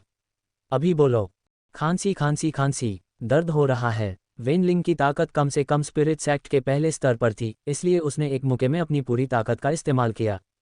चारवी ने तुरंत खून की एक उल्टी की। जल्दी बोलो। वेनलिंग ने चारवी को घूरा। हालांकि चारवी ने उपहास किया, उसका भाव दृढ़ था। भले ही तुम मुझे मार डालो, मैं छोटी अग्नि राठौर को धोखा नहीं दूंगी। मुझे मार डालो, आओ और मुझे मार डालो। तुम्हें लगता है कि मुझमें तुम्हें मारने की हिम्मत नहीं है। वेनलिंग ने उपहास किया और फिर अपनी कलाई के एक झटके के साथ उसकी हथेली में एक खंजर दिखाई दिया। तेज खंजर सूरज की रोशनी में ठंडी चमक के साथ चमक रहा था। वेनलिंग ने अपने हाथ में एक खंजर पकड़ रखा था, जिसे उसने चारवी के गले पर रखा था। बोलो, या मैं तुम्हें मार डालूंगी। चारवी ने उपहास किया, तुम कुतिया हो। ये याफे एक कुतिया है। मोहिनी म्यूयायो एक कुतिया है। वेनलिंग इतनी गुस्से में थी कि उसका चेहरा पीला पड़ गया। तुम क्या कर रही हो? कुछ ही दूरी से एक ठंडी आवाज़ गूंजी। जब वेनलिंग मुड़ी तो वह इतनी डर गई कि उसके हाथ से खंजर गिर गया, क्योंकि आने वाला व्यक्ति कोई और नहीं बल्कि मोहिनी थी। इस समय मोहिनी के साथ आने वाले लोग याओ भाई बहन, याओ हाओ और याओ यंग थे। क्या तुम उसे मुझे गाली देने के लिए मजबूर कर रही हो? मोहिनी ने सबसे पहले चारवी के बजाय वेनलिंग को देखा। वेनलिंग इतनी डर गई थी कि वह पूरी तरह कांप उठी और लगभग घुटनों के बल गिर ही पड़ी। राजकुमारी, ऐसा नहीं है। नहीं, वेनलिंग ने जल्दी से समझाया, वह चारवी है। मैं उसे अग्नि राठौर को धोखा देने और अग्नि राठौर को कोसने गाली देने के लिए मजबूर करना चाहती थी, लेकिन मुझे उम्मीद नहीं थी कि वह इतनी जिद्दी होगी। उसने वास्तव में पलटकर आपको गाली दी। राजकुमारी मोहिनी, मैं बेकार हूँ। जैसे ही वेनलिंग ने बोलना समाप्त किया, वह मोहिनी के सामने घुटनों के बल बैठ गई। उसका सिर झुका हुआ था और वह डर से भरी हुई थी। मोहिनी पहले से ही एक कुलीन ऊंचे दर्जे की राजकुमारी थी और अब उसके नाना राजसी विद्यापीठ के डीन कार्यवाहक डीन थे। वह उन्हें नाराज करने की हिम्मत कैसे कर सकती थी? मोहिनी ने अपने हाथ अपनी पीठ के पीछे रख लिए। उसकी उपहासपूर्ण आंखें वेनलिंग के पीछे से हटकर चारवी पर आ गईं। अरे चारवी, ये तुम हो। शब्द हालांकि प्रतीत होने में आकस्मिक सामान्य थे, लेकिन उनमें बहुत अधिक व्यंग्य ताना छिपा था। चारवी ने उसे गुस्से से घूरा। मोहिनी रहस्यमय तरीके से मुस्कुराई। वेनलिंग ने जो कहा, मैं भी ठीक वही कहना चाहती थी। मोहिनी ने अपने हाथ में पकड़े कोड़े को गोल घुमाया, चारवी की ठुड्डी उठाई और उपहास करते हुए कहा, बस एक वाक्य कह दो, अग्नि राठौर एक नीच लड़की है और मैं तुम्हें जाने दूंगी, अन्यथा। मोहिनी ने अभी अन्यथा कहा भी नहीं था। थू। चारवी ने उसके चेहरे पर थूक दिया। बलगम से सना हुआ थूक मोहिनी के पूरे चेहरे पर फैल गया। मोहिनी स्तब्ध रह गई। उसे तो इसका एहसास ही नहीं हुआ। ये सोचना कि वह एक कुलीन राजकुमारी, जिसके नाना राजसी विद्यापीठ के डीन थे, उसके चेहरे पर वास्तव में थूका गया था। मोहिनी को इतनी घिन आई कि उसे लगभग उल्टी ही आ गई। उसकी उपहासपूर्ण मुस्कान गायब हो गई। चारवी की ओर इशारा करते हुए वह दहाड़ी, इसे मारो, इसे मारो, इसे जोर से मारो, इसे जान से मार डालो। मोहिनी ने अपने पीछे खड़ी याओ यंग की ओर कोड़ा फेंक दिया। याओ यंग मोहिनी की सबसे वफादार अनुयायी है और पूरा याओ परिवार मू परिवार पर निर्भर है। इसलिए याओ यंग बचपन से ही मोहिनी की सबसे वफादार सहेली रही है। उसने मोहिनी से कोड़ा लिया और एक तेज आवाज तड़ाक के साथ इसे चारवी के चेहरे पर मार दिया। चारवी का वजन कम हो गया है और अब उसका वजन केवल 90 पाउंड लगभग 40 किलो है, जिससे उसने अपना मूल सुंदर रूप वापस पा लिया है। कोड़ा उसके चेहरे पर लगा और उसके गोरे और सुंदर चेहरे पर तुरंत एक गहरा खूनी निशान उभर आया। कोड़े मारते रहो, कोड़े मारते रहो, उसे कोड़े मार मार कर जान से मार डालो। मोहिनी को मतली महसूस हो रही थी और जब भी वह इस बारे में सोचती कि उस लड़की ने उसके चेहरे पर थूका है तो उसे उल्टी करने का मन करता था। उसे बचपन से ही हमेशा लाड़ प्यार से रखा गया था और उसने कभी भी किसी इतनी घृणित चीज का सामना नहीं किया था। यह उसके लिए जीवन भर का आघात बन जाएगा। तड़ाक तड़ाक तड़ाक, चारवी के चेहरे, बाजुओं और शरीर पर कोड़ों की बारिश होने लगी। दर्द, असहनीय दर्द, कभी सुरक्षित रही त्वचा और मांस अब छिलकर बाहर आ गए थे और उनसे खून टपक रहा था। चारवी के कपड़े पूरी तरह से खून से सन गए थे। सच में बहुत दर्द हो रहा है। दर्द इतना तीव्र था कि वह लगभग होश ही खो बैठी। तुम बोलोगी या नहीं? तुम गाली दोगी या नहीं? याओ यंग ने एक खूंखार भाव के साथ चारवी को घूरा और उसे उकसाया। चारवी ने अपने दांत भींचते हुए उन्हें उपहास से घूरा लेकिन एक आवाज तक नहीं निकाली। छोटी अग्नि अग्नि राठौर को धोखा देने से पहले वह मर जाना पसंद करेगी। ठीक उसी समय जब चारवी को कोड़े मारे जा रहे थे, यहाँ तक कि वह खून से लथपथ हो गई और दर्द से ठंडे पसीने में भीग गई। अग्नि राठौर ने आखिरकार उसे ढूंढ ही लिया। उसने सबसे पहले जो देखा वह ये था कि चारवी के हाथ पकड़े हुए थे और उसके पूरे शरीर पर कोड़े बरस रहे थे, जबकि उसके बगल में खड़ा कोई व्यक्ति क्रूरता से कह रहा था, इसे जोर से मारो, इसे जान से मार डालो। एक ही पल में अग्नि राठौर को अपने शरीर से लेकर दिमाग तक एक तीव्र क्रोध का एहसास हुआ। धड़ाम, अग्नि राठौर ने आगे बढ़कर सीधे याओ यंग को लात मारी। याओ यंग का शरीर तुरंत पीछे की ओर उड़ता हुआ जा गिरा, इससे पहले कि वे अग्नि राठौर की आकृति को साफ देख पाते। बैंग बैंग बैंग, अग्नि राठौर पहले ही हमलों की एक झड़ी लगा चुकी थी और लियू हाओ तथा मू किंग सीधे अग्नि राठौर के प्रहार से हवा में उड़ गए। उन दोनों आदमियों को अचानक चक्कर सा आया और इससे पहले कि वे कोई प्रतिक्रिया दे पाते, उन्हें हवा में उछाल दिया गया और फिर वे एक जोरदार धड़ाम की आवाज के साथ जमीन पर गिर पड़े। उनके गिरने से जमीन पर एक गहरा गड्ढा बन गया और वे उसी के अंदर दब गए। अब वहां 3 लोग बचे थे, एक वेनलिंग, एक याओ हाओ और दूसरी मोहिनी। इस समय वे तीनों अग्नि राठौर को ऐसी नज़रों से घूर रहे थे जैसे वह कोई भूत हो। अग्नि राठौर ने एक हाथ से चारवी को सहारा दिया। उसकी वर्तमान हालत देखकर अग्नि राठौर की आंखें लाल हो गईं और उसके आंसू लगभग छलक ही पड़े। उसका दिल टूट गया था। चारवी, चारवी, अग्नि राठौर ने चारवी को सहारा देते हुए कहा। उसने अपने दांत भींचे हुए थे और उसकी आवाज़ दबे हुए क्रोध से भरी थी। चारवी, जो लगभग बेहोश हो चुकी थी, अग्नि राठौर की पुकार सुनकर उसने अपनी उनींदी आंखें खोलीं। अग्नि राठौर ने चारवी को सहारा दिया और उसकी लड़खड़ाती आकृति को देखा। एक पल के लिए उसके सीने में क्रोध उमड़ पड़ा। बिना कुछ सोचे समझे उसने सीधे चारवी के मुंह में एक गोली डाल दी। छोटी अग्नि, कुछ मत बोलो। गोली निगलने के बाद अपने शरीर को ठीक करने के लिए अपनी आध्यात्मिक ऊर्जा को प्रवाहित करो। अग्नि राठौर ने चारवी को वहीं बैठने में मदद की। चारवी की देखभाल करने के बाद अग्नि राठौर को अंततः अपने सामने खड़े लोगों के समूह से निपटने का समय मिल गया। अग्नि राठौर की तीखी, बर्फीली नज़रें मोहिनी की ओर घूमी। तुम क्या चाहती हो? मोहिनी ने अग्नि राठौर को ध्यान से घूरा और उसकी ठंडी और तीखी नज़र के सामने वह अवचेतन रूप से एक कदम पीछे हट गई। पीछे हटना, उसने जो किया था उसका एहसास होने पर मोहिनी ने अपने दांत पीसे और एक कदम आगे बढ़ाया। तुम, मोहिनी ने अग्नि राठौर को घूरा। अग्नि राठौर एक एक कदम करके आगे बढ़ी और अंत में उसकी नज़र शुरू से अंत तक उसी पर टिकी रही। तुम क्या चाहती हो? मोहिनी ने अपने दांत पीसते हुए अग्नि राठौर को घूरते हुए कहा। क्या तुम्हें लगता है कि मैं तुमसे डरती हूँ? अग्नि राठौर के होठों पर एक ठंडी मुस्कान आ गई। उसकी नज़र एक ठंडी तलवार की तरह तेज थी। याओ हाओ मोहिनी के सामने आकर खड़ा हो गया। अग्नि राठौर, तुम वहीं रुक जाओ। अग्नि राठौर ने उसे घूरा। तुम खुद को समझती क्या हो? तुम्हारी राजकुमारी को धमकाने की हिम्मत कैसे हुई? क्या तुम्हें विश्वास है कि मैं तुम्हें जान से मार दूंगा? याओ हाओ काफ़ी शक्तिशाली है, वह दूसरे स्तर का आत्मा गुरु है। लेकिन तभी अग्नि राठौर ने अपना हाथ उठाया। उसने कोई और हरकत नहीं की, बल्कि इसके बजाय आह्वान। अग्नि राठौर के शरीर से एक रंगीन गरुड़ फूट पड़ा और याओ हाओ की ओर झपटा। अजीब अग्नि मोती को सोखने के बाद रंगीन गरुड़ अंततः बाहर उड़ने में सक्षम हो गया था।